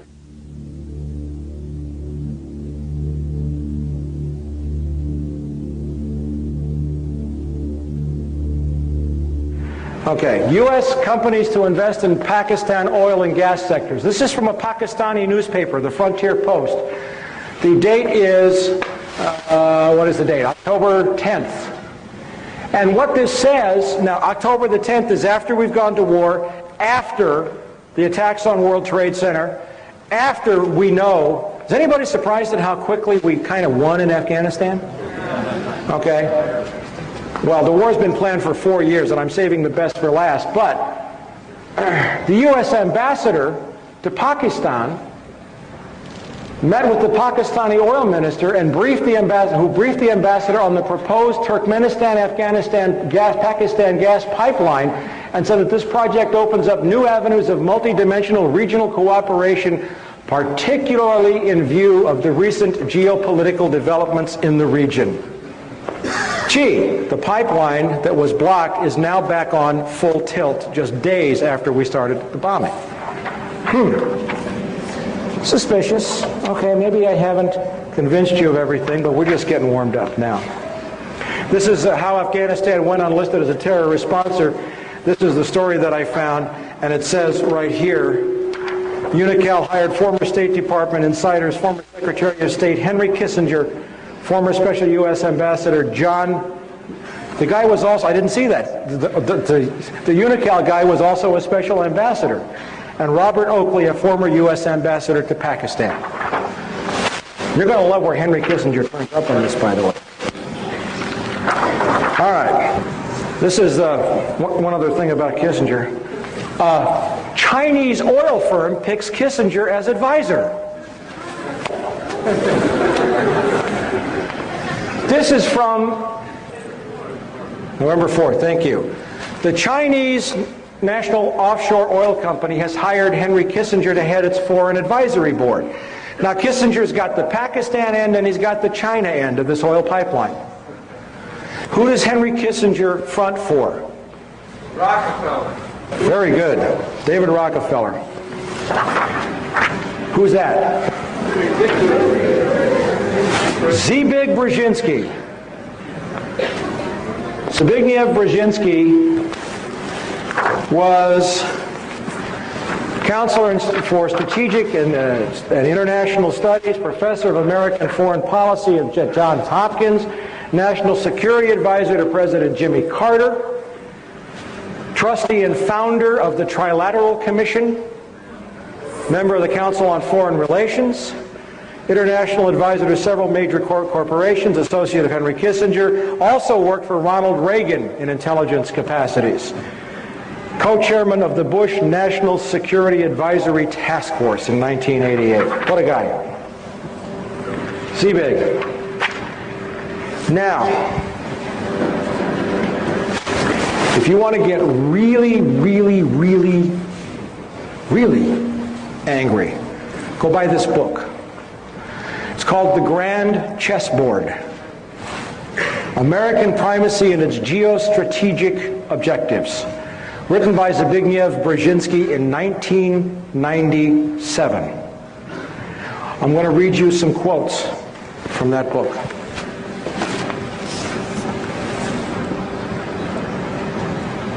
Page XII, it's the very first words in the book. The last decades of the 20th century has witnessed a tectonic shift in world affairs. For the first time ever, a non-Eurasian power has emerged not only as a key arbiter of Eurasian power relations, but also as the world's paramount power. The defeat and collapse of the Soviet Union was the final step in the rapid ascendance of a Western Hemisphere power, the United States as the sole and indeed the first truly global superpower. Page XII, it's in the preface. But in the meantime, he says, it is imperative that no Eurasian challenger, Eurasia is everything in between roughly east of Germany all the way to the Pacific Ocean, south through the Indian subcontinent, includes the Middle East.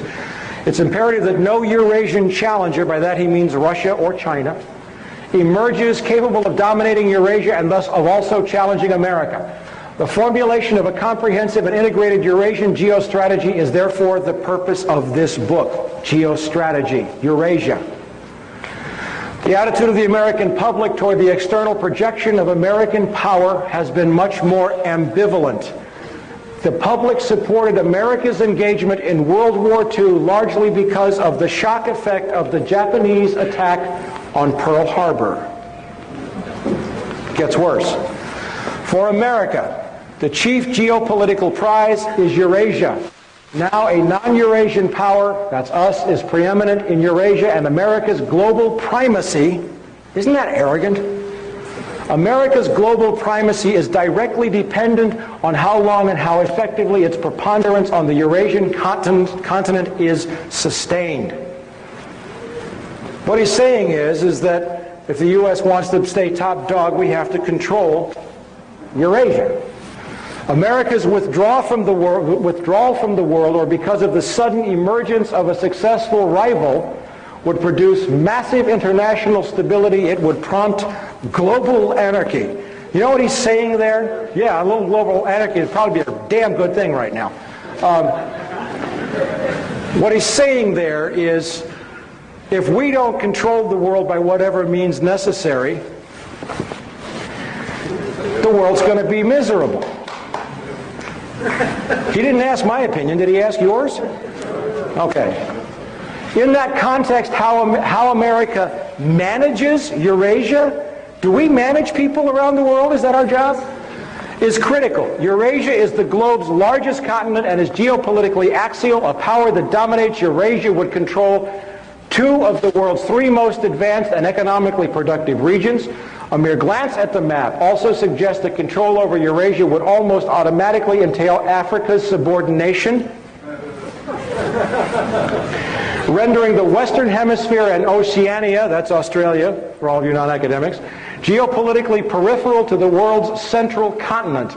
About 75% of the world's people live in Eurasia, and most of the world's physical wealth is there as well, both in its enterprises and underneath its soil. Eurasia accounts for 60% of the world's GNP and three-fourths of the world's known energy resources. Two basic steps are thus required. First, to identify the geostrategically dynamic Eurasian states that have the power to cause a potentially important shift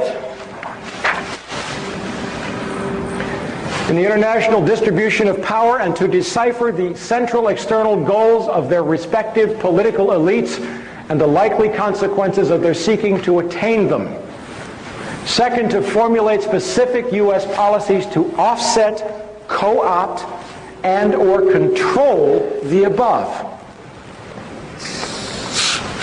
The man is talking about co-opting, controlling, managing, subverting nations and peoples and economies. To put it in a terminology that harkens back to the more brutal age of ancient empires, the three grand imperatives of imperial, listen to this, of imperial geostrategy are to prevent collusion and maintain security dependence among the vassals, to keep tributaries pliant and protected, and to keep the barbarians from coming together. That's on page 40. I'm telling you, you got to buy the book. Now we get really serious.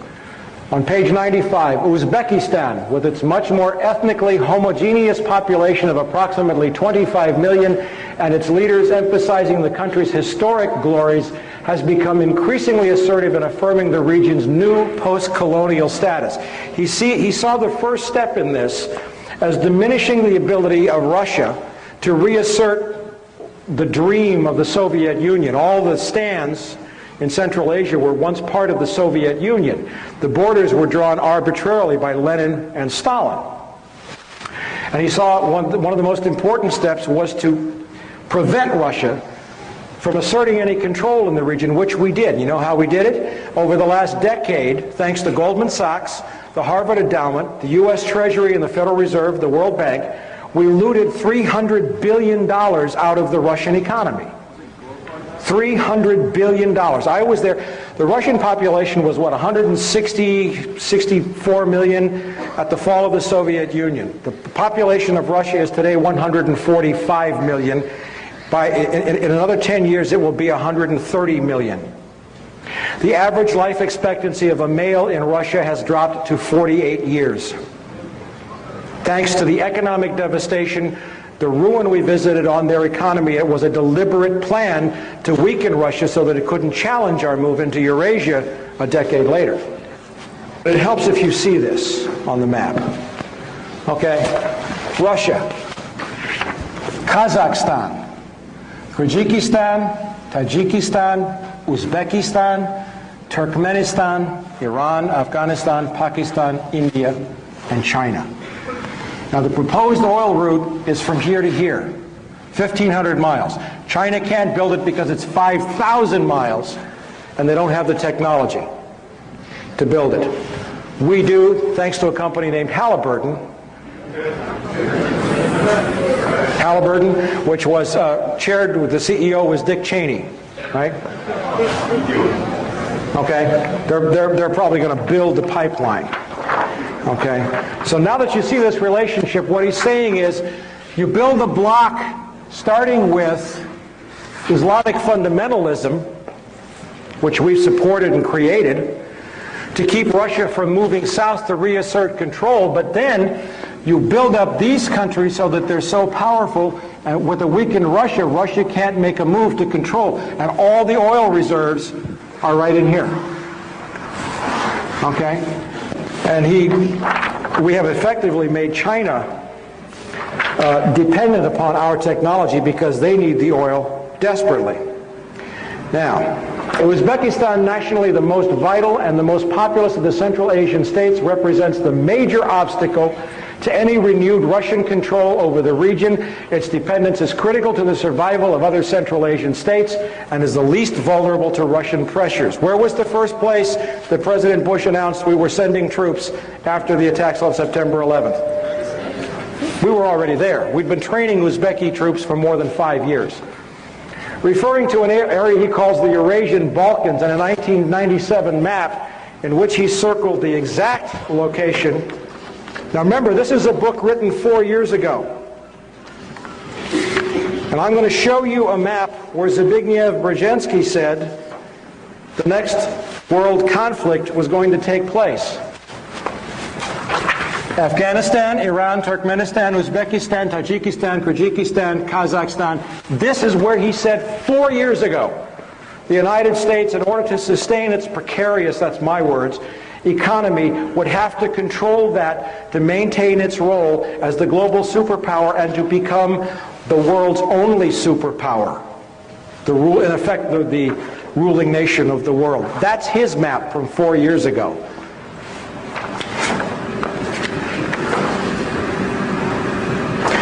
Referring to an area he calls the Eurasian Balkans, and a 97 map in which he circled the exact location of the current conflict, describing it as the central region of pending conflict for world dominance, Brzezinski writes, moreover, that the Central Asian republics, are of importance from the standpoint of security and historical ambitions to at least 3 of their most immediate and more powerful neighbors, namely Russia, Turkey, and Iran, with China also signaling an increasing geopolitical interest in the region.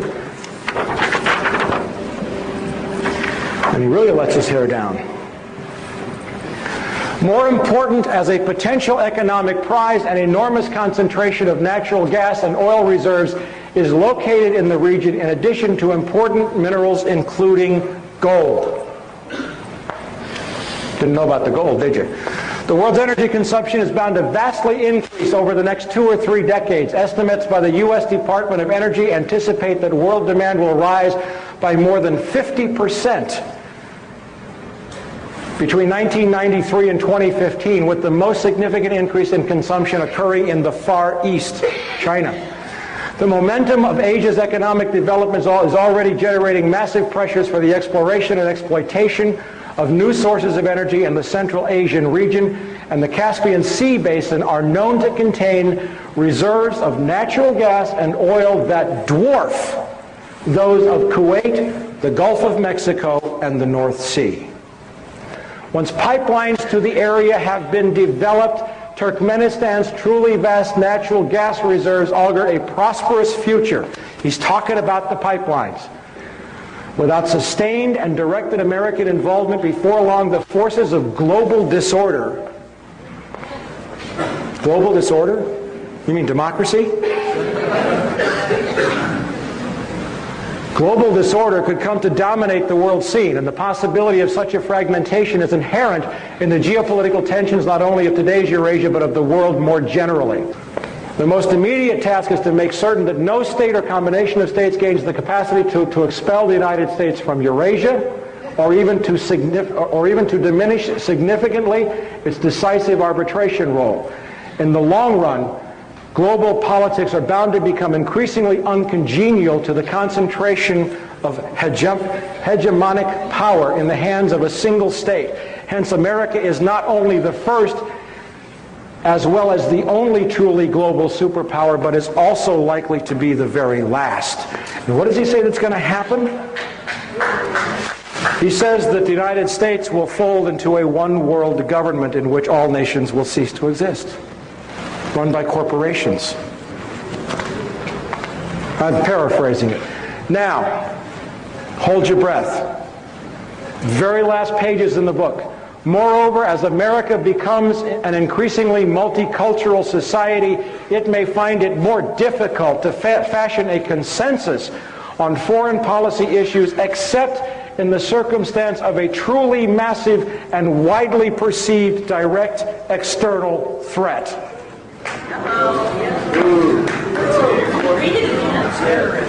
Read it again, she said. Maybe I should read this with a German accent. Wait a minute. Moreover, as America becomes an increasingly multicultural society, it may find it more difficult to fashion a consensus on foreign policy issues, except in the circumstance of a truly massive and widely perceived direct external threat.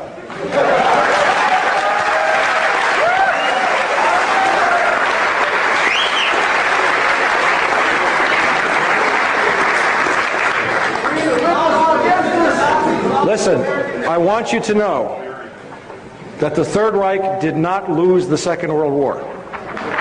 It just changed venues. Now we're going to close with a summation. And you all are still with me. Nobody's fallen over in their chairs, right? Can I have a minute to take a hit off my Pepsi here? All right, now I'm going to run you through a timeline, which is what a detective would do for a prosecutor. I'm going to run you through a series of events with some information that's absolutely going to curl your socks. Or something. And let's start with some of this we've covered. 1998 and 2000, former President George Bush travels to Saudi Arabia on behalf of the Carlyle Group, the 11th largest defense contractor. While there, he meets privately with the Saudi royal family and the bin Laden family. Source, Wall Street Journal, September 27th. Also from The Wilderness, that's my newsletter, The Best Enemies Money Can Buy. And I hope some of you folks are going to subscribe tonight. Chris, wherever you are, raise your hand. January 2001, the Bush administration orders the FBI and intelligence agencies to back off investigations involving the bin Laden family, including two of Osama bin Laden's relatives, Abdullah and Omar bin Laden. There goes the black sheep theory, who were living, guess where? In Falls Church, Virginia, right next to CIA headquarters. This followed previous orders dating back to 1996, that's under Bill Clinton, frustrating efforts to investigate the bin Laden family. Source, BBC Newsnight correspondent Greg Palast. And on the TV broadcast, he actually held up an FBI national security report showing that the Bureau had been ordered to leave the bin Ladens alone. By the way, this is just for your edification. This is a copy of the BBC report showing that the Bush administration ordered the FBI to stop investigating the bin Laden family in January, right after taking office.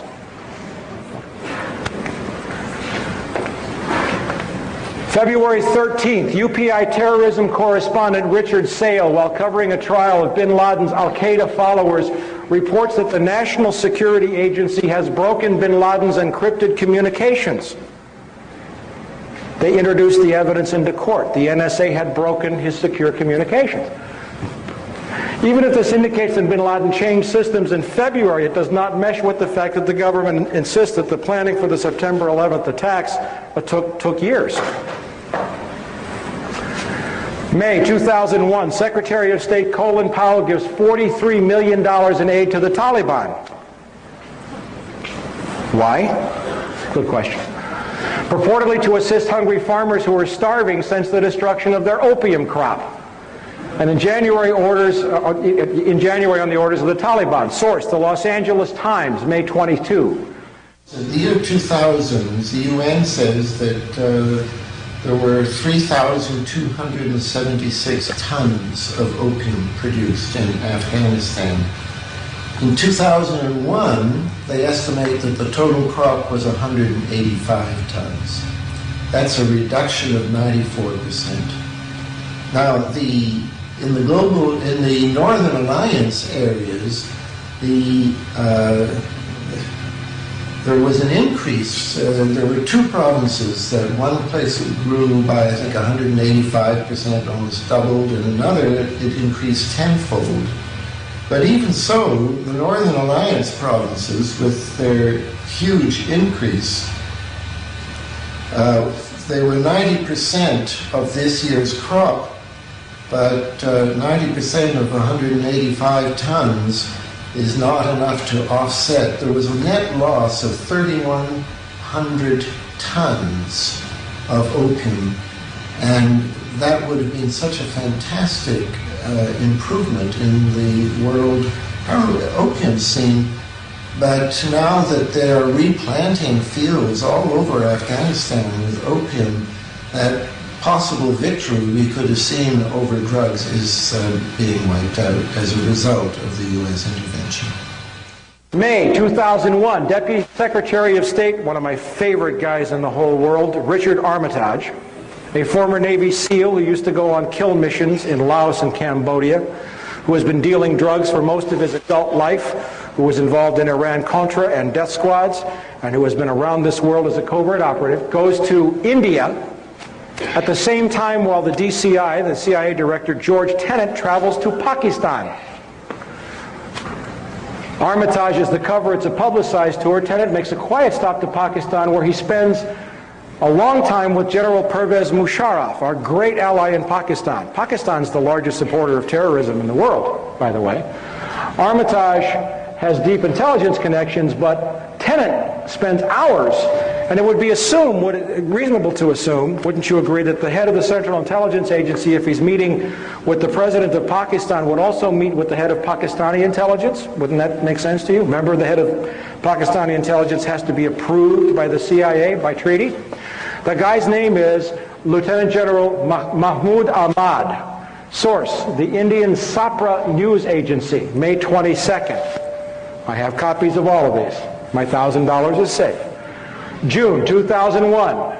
German intelligence, the BND, the Bundesnachrichtendienst, warns the CIA and Israel that Middle Eastern terrorists are planning to hijack commercial aircraft to use as weapons to attack important symbols of American and Israeli culture.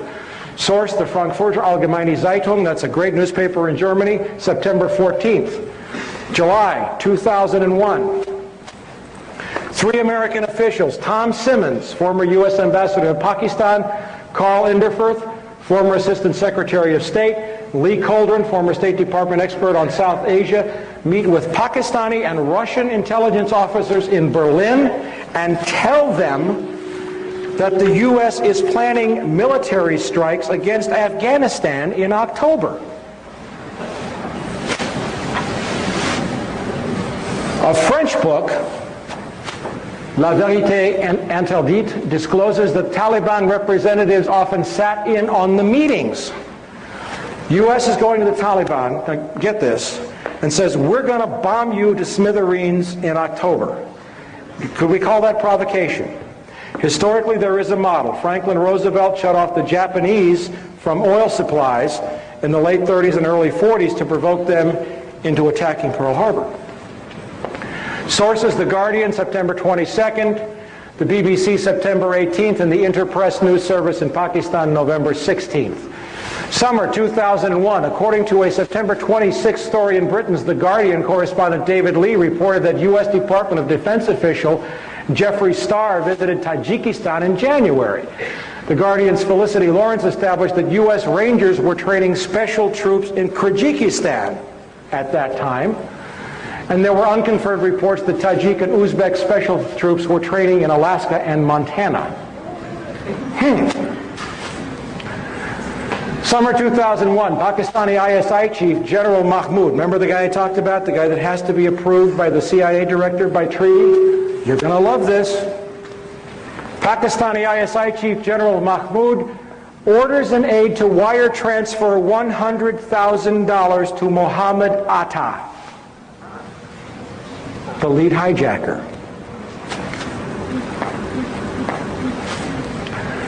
Who was, according to the FBI, the lead terrorist in the suicide hijackings. Mahmoud recently resigned after the transfer was disclosed in India and confirmed by the FBI. Source, The Times of India, October 11th.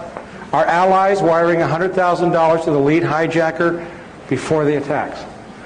Summer 2001, an Iranian man phones the U.S. law enforcement to warn of an imminent attack on the World Trade Center in the week of September the 9th. World Trade Center, September the 9th. German police confirmed the calls but state the U.S. Secret Service would not reveal any information. I got this from the German news agency Online, i.e. September 14th, 2001. August 2001. The FBI arrests an Islamic militant linked to bin Laden in Boston. French intelligence sources confirm the man is a key member of bin Laden's network, and the FBI learns that he has been taking flying lessons in Boston. At the time of his arrest in Boston, where 2 of the planes are hijacked, the man is in possession of technical information on Boeing aircraft and flight manuals. Reuters, September 13th. Summer 2001, Russian intelligence notifies the CIA that 25 terrorist pilots have been specifically training for suicide missions. This is reported in the Russian press, and I have one of my sources, I have several sources who are former CIA officers, translated the article for me. July 4th through 14th, Osama bin Laden receives treatments for kidney disease at the American hospital in Dubai and meets with the CIA official who returns to CIA headquarters on July 15th. This is the guy who blew up the Cole and the embassies that Bill Clinton signed an order it's okay to execute. He gets treatment at an American hospital in Dubai and flies out on a private plane. Oliver North in the 80s, Oliver North is one of my least favorite people, but he sent Navy planes to track down terrorists on the Achille Lauro. The moment bin Laden entered international airspace, he would have been fair game. The source for this story is Le Figaro, French newspaper, October 31st. Now, I got to throw in a caveat here. Le Figaro is owned by the Carlyle Group.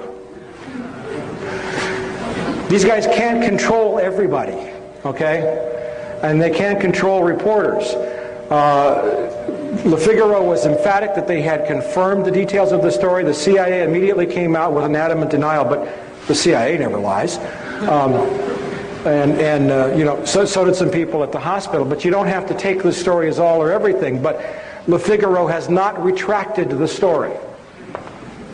August 2001, Russian President Vladimir Putin orders Russian intelligence to warn the U.S. government in the strongest possible terms of imminent attacks on airports and government buildings.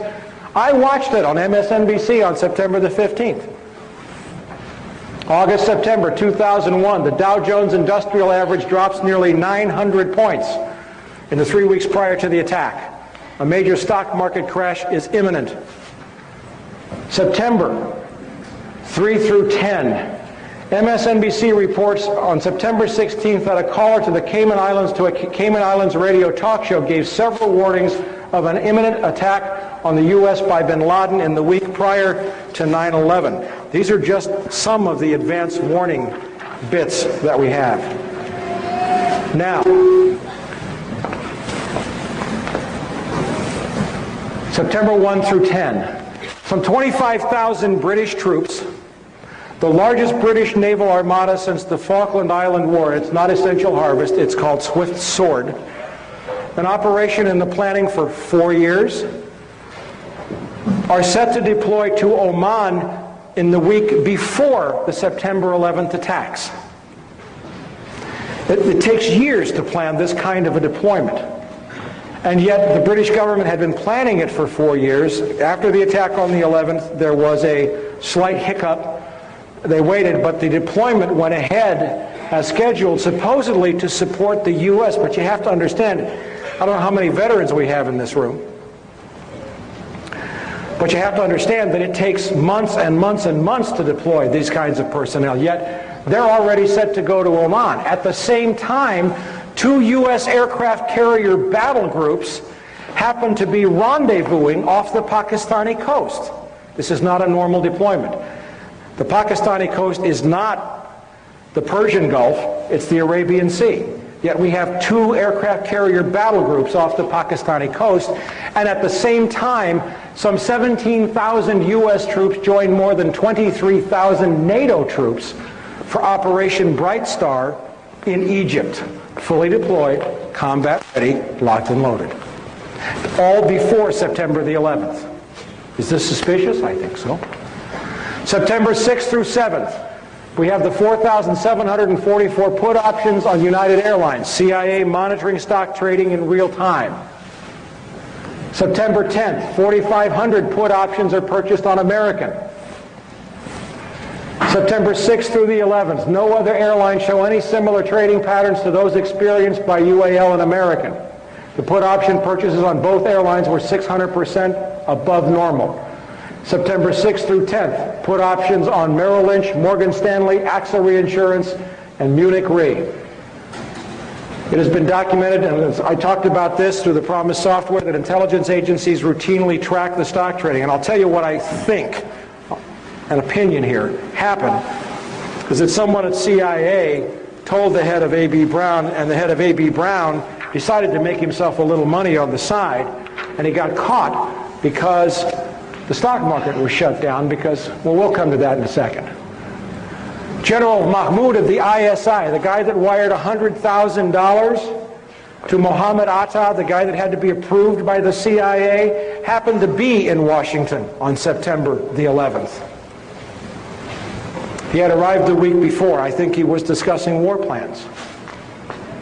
That's from MSNBC. September the 11th. For 35 minutes from 8:15 a.m. until 9:05 a.m. with it widely known to the FAA and the military that 4 planes had been simultaneously hijacked and taken off course. No one notifies the President of the United States. It is not until 9:30 that any Air Force planes are scrambled to intercept, but by then it is too late. This means that the National Command Authority waited for 75 minutes before scrambling aircraft, even though it was known that 4 simultaneous hijackings had occurred, an event that has never happened in history. Sources: CNN, ABC, MSNBC, the Los Angeles Times, and the New York Times. And if you go to my website, you will see the beginning of a fabulous series of articles out of Canada by 2 writers, Ilarion Bykov and Jared Israel. Their website is The Emperor's New Clothes. You can find all the links from my website, all these other sites. They've established clearly, using documents that have now been taken down off of U.S. Air Force websites, that it is a matter of routine policy on the FAA and the U.S. Air Force to scramble a jet the instant any airliner is hijacked without waiting for an order from the president. What does that mean, scramble? I don't know, sorry. You put them up in the air and make them go intercept the jet, not shoot it down, but you put a fighter aircraft in the airspace with the hijacked airliner. It's FAA routine procedure. It doesn't require an order from the President of the United States. Remember Payne Stewart? Remember his airplane? Remember it went off course? It was off course for no more than 10 minutes, and fighter jets had been scrambled to fly along beside it. Now, if we have 4 simultaneous hijackings, why were no planes scrambled to intercept those planes for 75 minutes? The Andrews Air Force Base website has taken down information saying that it maintained a ready response scramble force to protect the skies over Washington, D.C. A presidential order is not necessary to intercept an aircraft. It is necessary to shoot down an aircraft. And yet the government has committed a lot of lies. Dick Cheney has lied about U.S. Air Force response. I used to work outside of Andrews Air Force Base. I saw F-16s, F-18s, F-15s taken off all the time. So they took down that site? They have changed the site. It has been archived and saved. If you go to my website, go to the articles, you can get links to the way it used to read. Okay? All right. September 13th. China is admitted to the World Trade Organization after 15 years of unsuccessful attempts. The vote was taken, it was just ratified about a week ago, but that was the vote. Nobody noticed. September 15th, the New York Times reports that Mayo Shattuck III, the head of A.B. Brown in the United States, resigned effective immediately without explanation.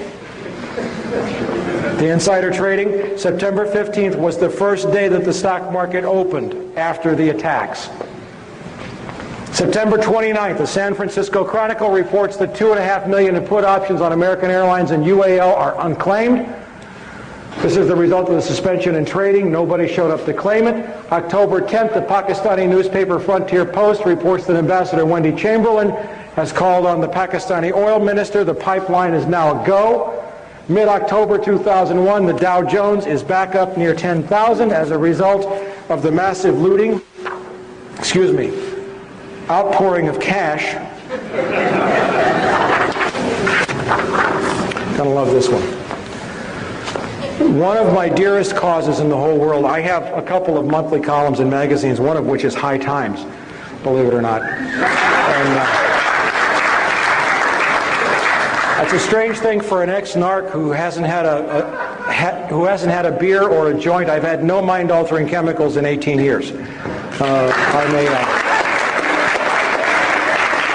It'll be 19 in January. I'm a recovering alcoholic, and I work a lot with men in recovery. I've written more than 30 articles on the subject of drug addiction and recovery for the U.S. Journal of Drug and Alcohol Dependence, and I can tell you that drug addiction is a medical, social, and spiritual problem. It is not a criminal problem.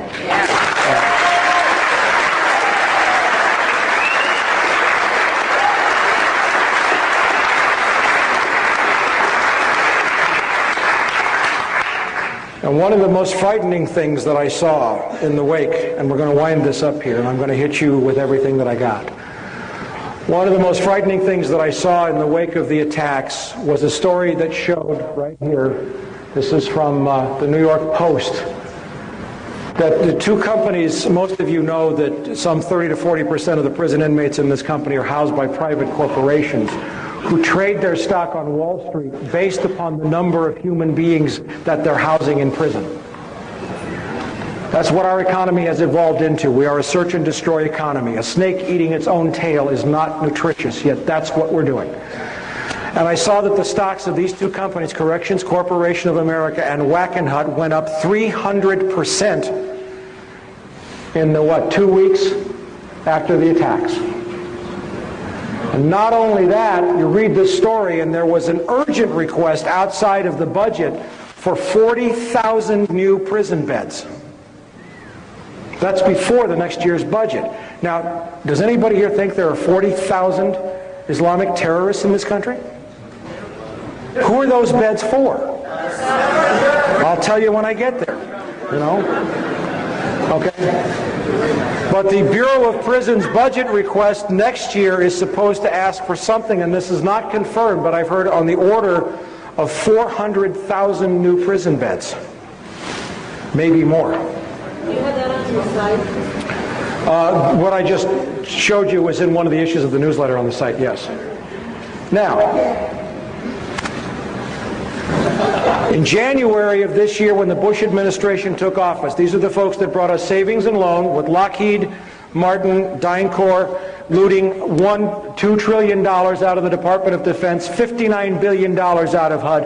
That's to sustain this bubble, to maintain the grip on power of this CFR trilateral group that has taken us into a war for Central Asian oil before the age of oil ends. And in January I said, they're going to go after Social Security. You mark my words. The savings and loan was just a warm-up. And here I find this story, or this letter, written to the Honorable Daniel Patrick Moynihan, who is the head of the President's Commission to strengthen, Newspeak, Orwell, strengthen Social Security. And the letter is from two members of Congress. It's from Henry Waxman, I don't have the second page, and one other member of Congress. And you know what they're saying? You've locked us out of your meetings. You're having closed-door, classified meetings on Social Security. We're the members of the Ways and Means Committee that are charged with Social Security oversight, and you have locked us out of the meetings. Does that scare you? It scares me. They've just been writing letters so far. Hey, listen, I'm going to come to this, but, there's a few bright lights on the hill. They aren't fully bright yet, but there are some people speaking out. And in the wake of the total assault on American civil liberties, Patrick Leahy, forgive me, had the temerity to write 6 letters to Attorney General John Ashcroft demanding that he testify before the Senate Judiciary Committee on such matters as military tribunals and Ashcroft's unilateral decision to begin wiretapping attorney-client conversations in terrorist cases. And he said, I demand that you respond to me in writing. I think it was by the 13th. Well, he got a response in writing, but it was an anthrax letter.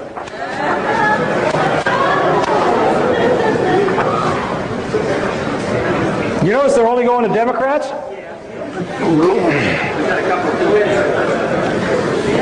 All right, now let's look at this. H.R. 3162, the Patriot Act.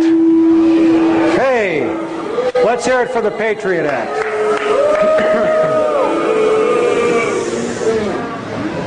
Now it's group therapy. That's good. Okay.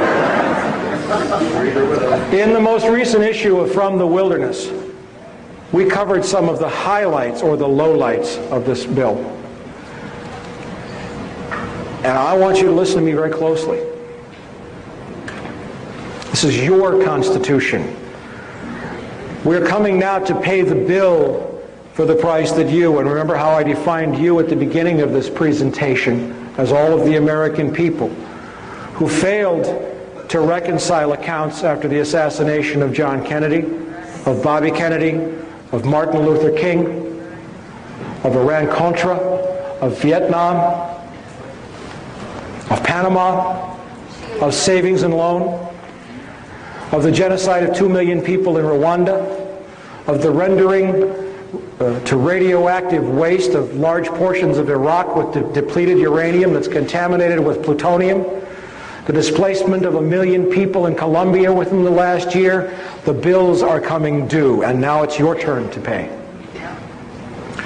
The Patriot Act that was passed just recently includes several provisions. First of all, the FBI can enter your home in a criminal investigation.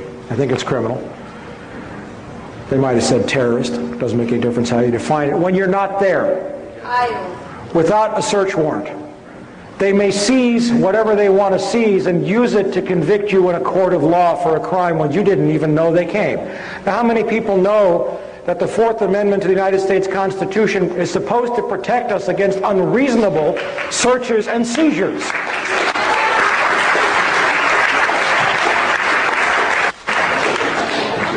The Patriot Act also permits the CIA to share its intelligence files with local law enforcement. Now, what does that mean? Everybody knows the agency's been wiretapping people illegally for a long time. So is the FBI, COINTELPRO. I mean, you know, but the deal is that that information, because it wasn't obtained under a warrant, could never be introduced into court as evidence. Now when the CIA turns all that information over to the Los Angeles Police Department or the Chicago Police Department, they can write that up as a probable cause statement, go out and find one other piece of evidence, and put it all into court. Gee, the Fourth Amendment is gone. The exclusionary rule, it's gone. The Act also provides that local police agencies can share their intelligence with the CIA, who may in turn share it with foreign intelligence agencies. We have the beginnings of a global secret police. Echelon is a program of wiretapping run by the United States, Great Britain, Australia, New Zealand, and Canada. And it was originally set up on the premise, gee, it's illegal for CIA to wiretap Americans, but there's nothing wrong with the Canadians doing it. And Americans will wiretap the British, and the Australians will wiretap, and then we all share it. That's Echelon. And now all that information now under the Patriot Act can now be used in terrorist criminal prosecutions. And it's going to get worse for you in just a minute here, if it isn't bad enough already. Okay. In addition, the Patriot Act allows cops to search for judges. You don't have to go to a judge in your jurisdiction. You can go to Joe Friendly Judge, thereby cutting out any judge that might refuse a warrant because it's not illegal. Or because it's illegal, excuse me. Now we have John Ashcroft saying he's going to wiretap attorney-client conversations in terrorist cases. Terrorist cases I'm only going to do it, I swear, you know, involving cases of terrorists with foreigners. Now, the Fifth Amendment to the United States Constitution says that we have an absolute right against self-incrimination, and protected communications are those between an attorney and his client, a husband and his wife, a priest or a spiritual leader and his confessor. Gone. We have President George Walker Bush announcing by fiat, and it evoked a stirring series of editorials by conservative columnist William Safire, that he will now have military tribunals to try terrorists, could be held here in the United States. And in those military tribunals, they don't have to reveal evidence if it's in the interest of national security. They don't have to disclose the voting. They don't have to publicize the trial, and the person convicted can be executed even if 1/3 of the officers disagree. The Sixth Amendment to the United States Constitution provides the right to a fair and speedy trial, the right to confront one's accusers and to examine the evidence against him. Also under the Patriot Act, it is legal for the FBI to come into any business on a terrorist investigation and seize all of the business records. And what's more, there's a clause in there that says that if it's your business, you can't tell anybody that the FBI was there, or they can lock you up. There goes the First Amendment, the freedom of speech, part of the First Amendment. Now, people who read this, who want to defend the Bush administration, will say, good grief, they wrote a sunset clause into this. It's supposed to go away after 4 years. Well, if you read the sunset clause, and it's in my last issue of From the Wilderness, there's a provision in there that says this clause applies except for in any case where where the investigation was begun before the sunset clause takes effect. The sunset clause doesn't exist. All they have to say is we started this investigation before it's a date in 2005. And there is no sunset clause. There is no Santa Claus, maybe. This is just the beginning. I didn't become a policeman to break laws. I became a policeman to protect people and to enforce laws. In the article in Inside Magazine, it was mentioned that you didn't get a chance to read the bill completely before you had to vote on it. Is that true? You know, that is interesting because a lot of people are fascinated with that possibility, and it is true. And they think, well, is this the first time that's happened? And I say, no, anything that's important, that's the usually way they do it. Unfortunately, what they do is they pull these shenanigans and say, you don't have much time. But we looked real hard for that bill. And even while I was going to the floor, the staff still could not get it off the internet. So that in itself should have been a reason for everybody to vote against it. So there was not a full disclosure there. We had an idea that they were taking a reasonably bad bill and substituting a very bad bill, which was the Senate version. The House had actually cleaned up the Senate version to some degree, but they switched it at the last minute. We did not have it in front of us, so that even made it that much easier to vote against. And I am a very poor example. 23 years. I've been shot at twice. I've been made homeless. I've been forced into bankruptcy. I was told that if I ever had children, they'd be killed. I was denied employment. I was arrested on phony charges. I've had all of that in 23 years, and yet my sacrifice pales by comparison to some brave men I know. And I'll mention two out of dozens that I know. One is Celerino Castillo, a DEA agent who lives in McAllen, Texas, in poverty, who watched the CIA loading planes full of cocaine at Ilopango Airfield in El Salvador, who confronted Vice President George Bush then, and who was told to leave it alone. It's a White House operation. The DEA forced him out and almost killed him like Serpico. And the other is the Marine colonel by the name of Jim Sabo, who caught those CIA C-130s flying cocaine onto his base at El Toro Marine Air Station and was murdered because of it.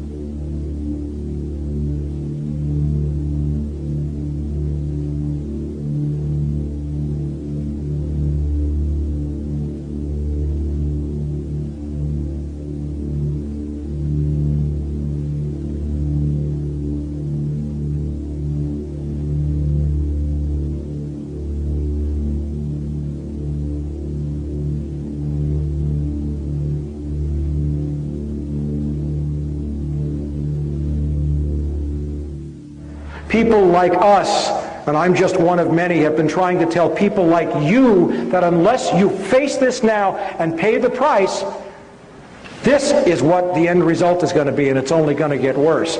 Catherine Austin Fitts has a great saying, if we can face it, God can fix it. But it can't happen until we face it. Now let me show you what's on the drawing boards.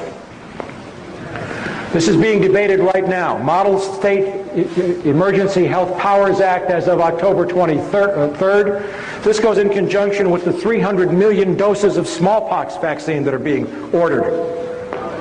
This is an act that will give state and local governments the right to seal off neighborhoods, herd people into stadiums, close down all transportation, water, and communications, seal off everything, suspend the Constitution, seize property, and suspend the writ of habeas corpus.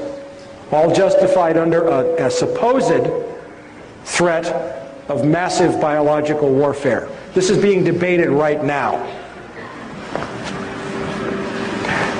The criminality of this regime is out of the closet. I noticed it was out of the closet in May when Citibank bought Banamex. They don't care anymore. They're arrogant. But I got news for you.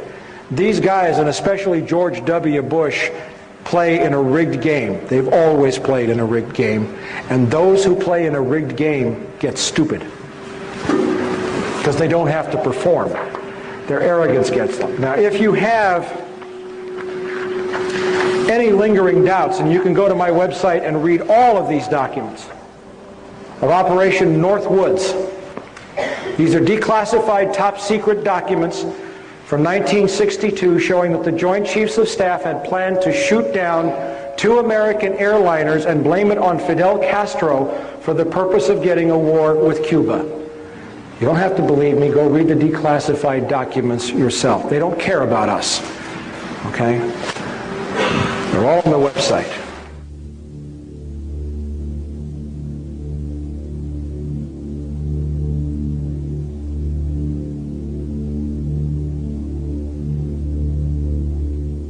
The victorious warlord set to open opium floodgates.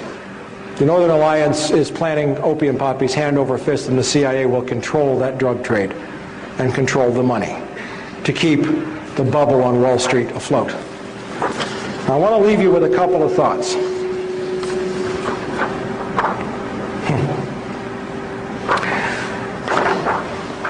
I may have scared you, and I love it when people come up to me and say, Mike, what am I supposed to do? And I know that in your head you're saying, you don't want me to tell you what you're supposed to do, because what you want me to tell you is something that'll let you go home, drink a beer, watch your television set, and manage your 401k plan. Okay? Yeah, you can write, and I got to tell you, From the Wilderness, my newsletter has doubled in size since September the 11th. And you know what I'm doing with the money? I'm hiring reporters, and I'm writing more stories. One thing you can do...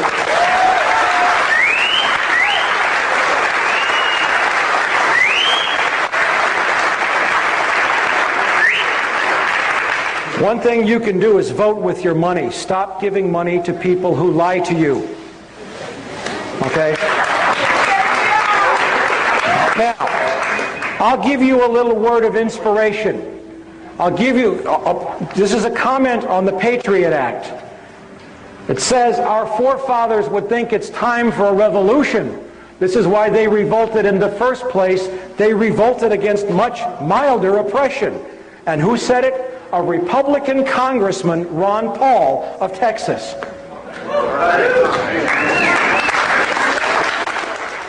To vote against the Patriot Act was a very easy vote for me. To me, it was a clear violation of the civil liberties of all Americans. It was called Patriot Act because they didn't want anybody to vote against it, claiming that if you didn't vote for it, you weren't a patriotic American citizen. I think it was probably the opposite way. I think those who voted for it voted for a bill that undermined the Fourth Amendment, the whole principles of individual freedom and liberty in this country.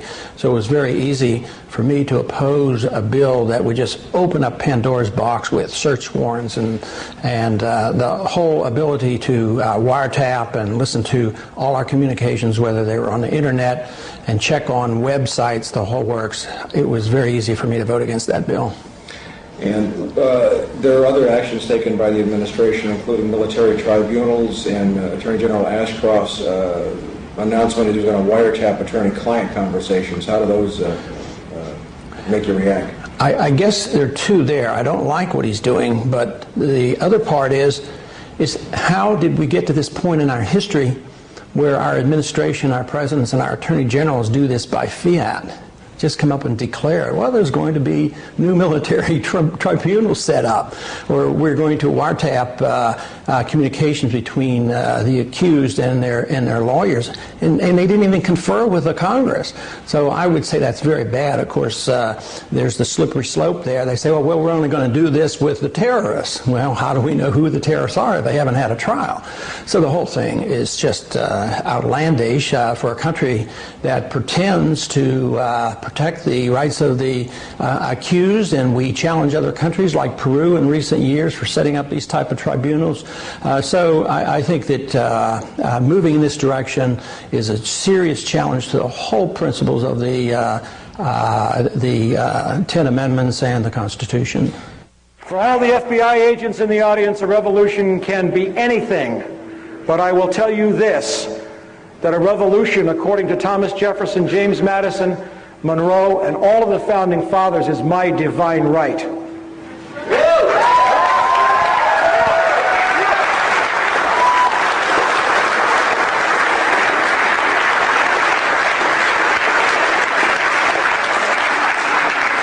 One of the most offensive statements I have heard since September the 11th was Pennsylvania Governor Tom Ridge when he was sworn in. And he said, civil liberties are one of the most precious gifts that we give our citizens. I got news for you, Governor Ridge. These are inalienable rights. You don't give nothing to me, we give them to you.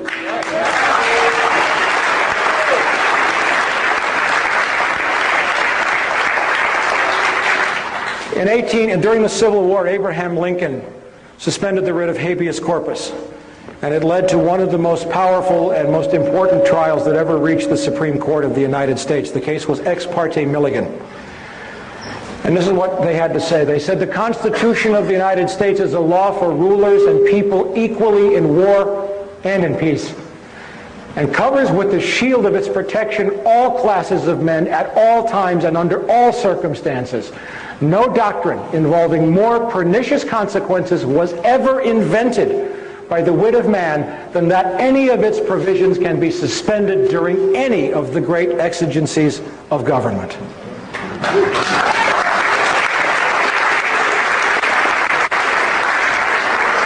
That was when we had a Supreme Court. Now, I want you to bear in mind, you may think that the system of government is still mildly working here.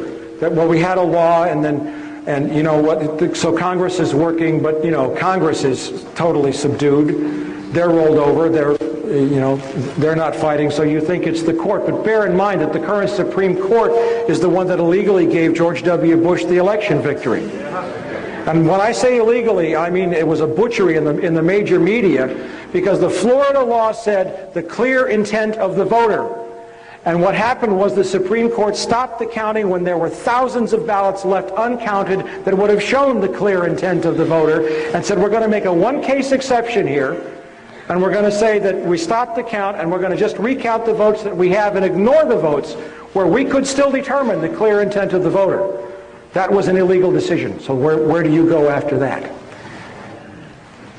The first most important thing that the American people should remember is how George Bush came to the White House.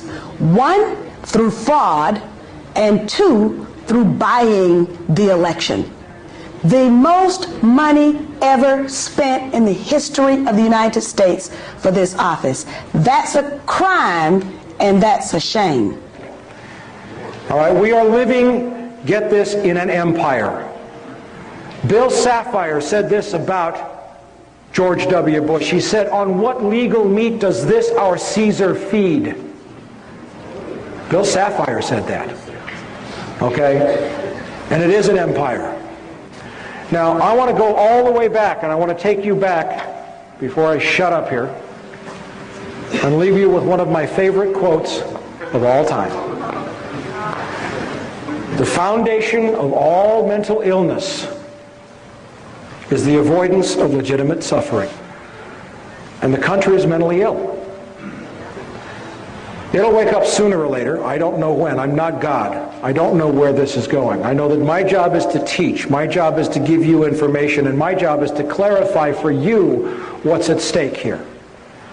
Let's look at the fact that, and this is the most important point, it appears to me that the American people might have a criminal syndicate running their government. This will be especially important when we consider changing the structure of the intelligence community, and that is the challenge of... What's at stake here is your liberty. This is a criminal administration. It will not stop. It cannot turn back. President Bush broke the Presidential Records Act of 1978 by refusing to release the Ronald Reagan papers. Arbitrarily broke the law. John Ashcroft broke the law by ordering wiretaps of attorney-client conversations in terrorist cases. The Supreme Court doesn't exist. They're grabbing for the power right now, and you better rest assured, as sure as I'm standing here tonight, that the war that's supposed to be taking place against terrorism is also a war against you. Thank you very much.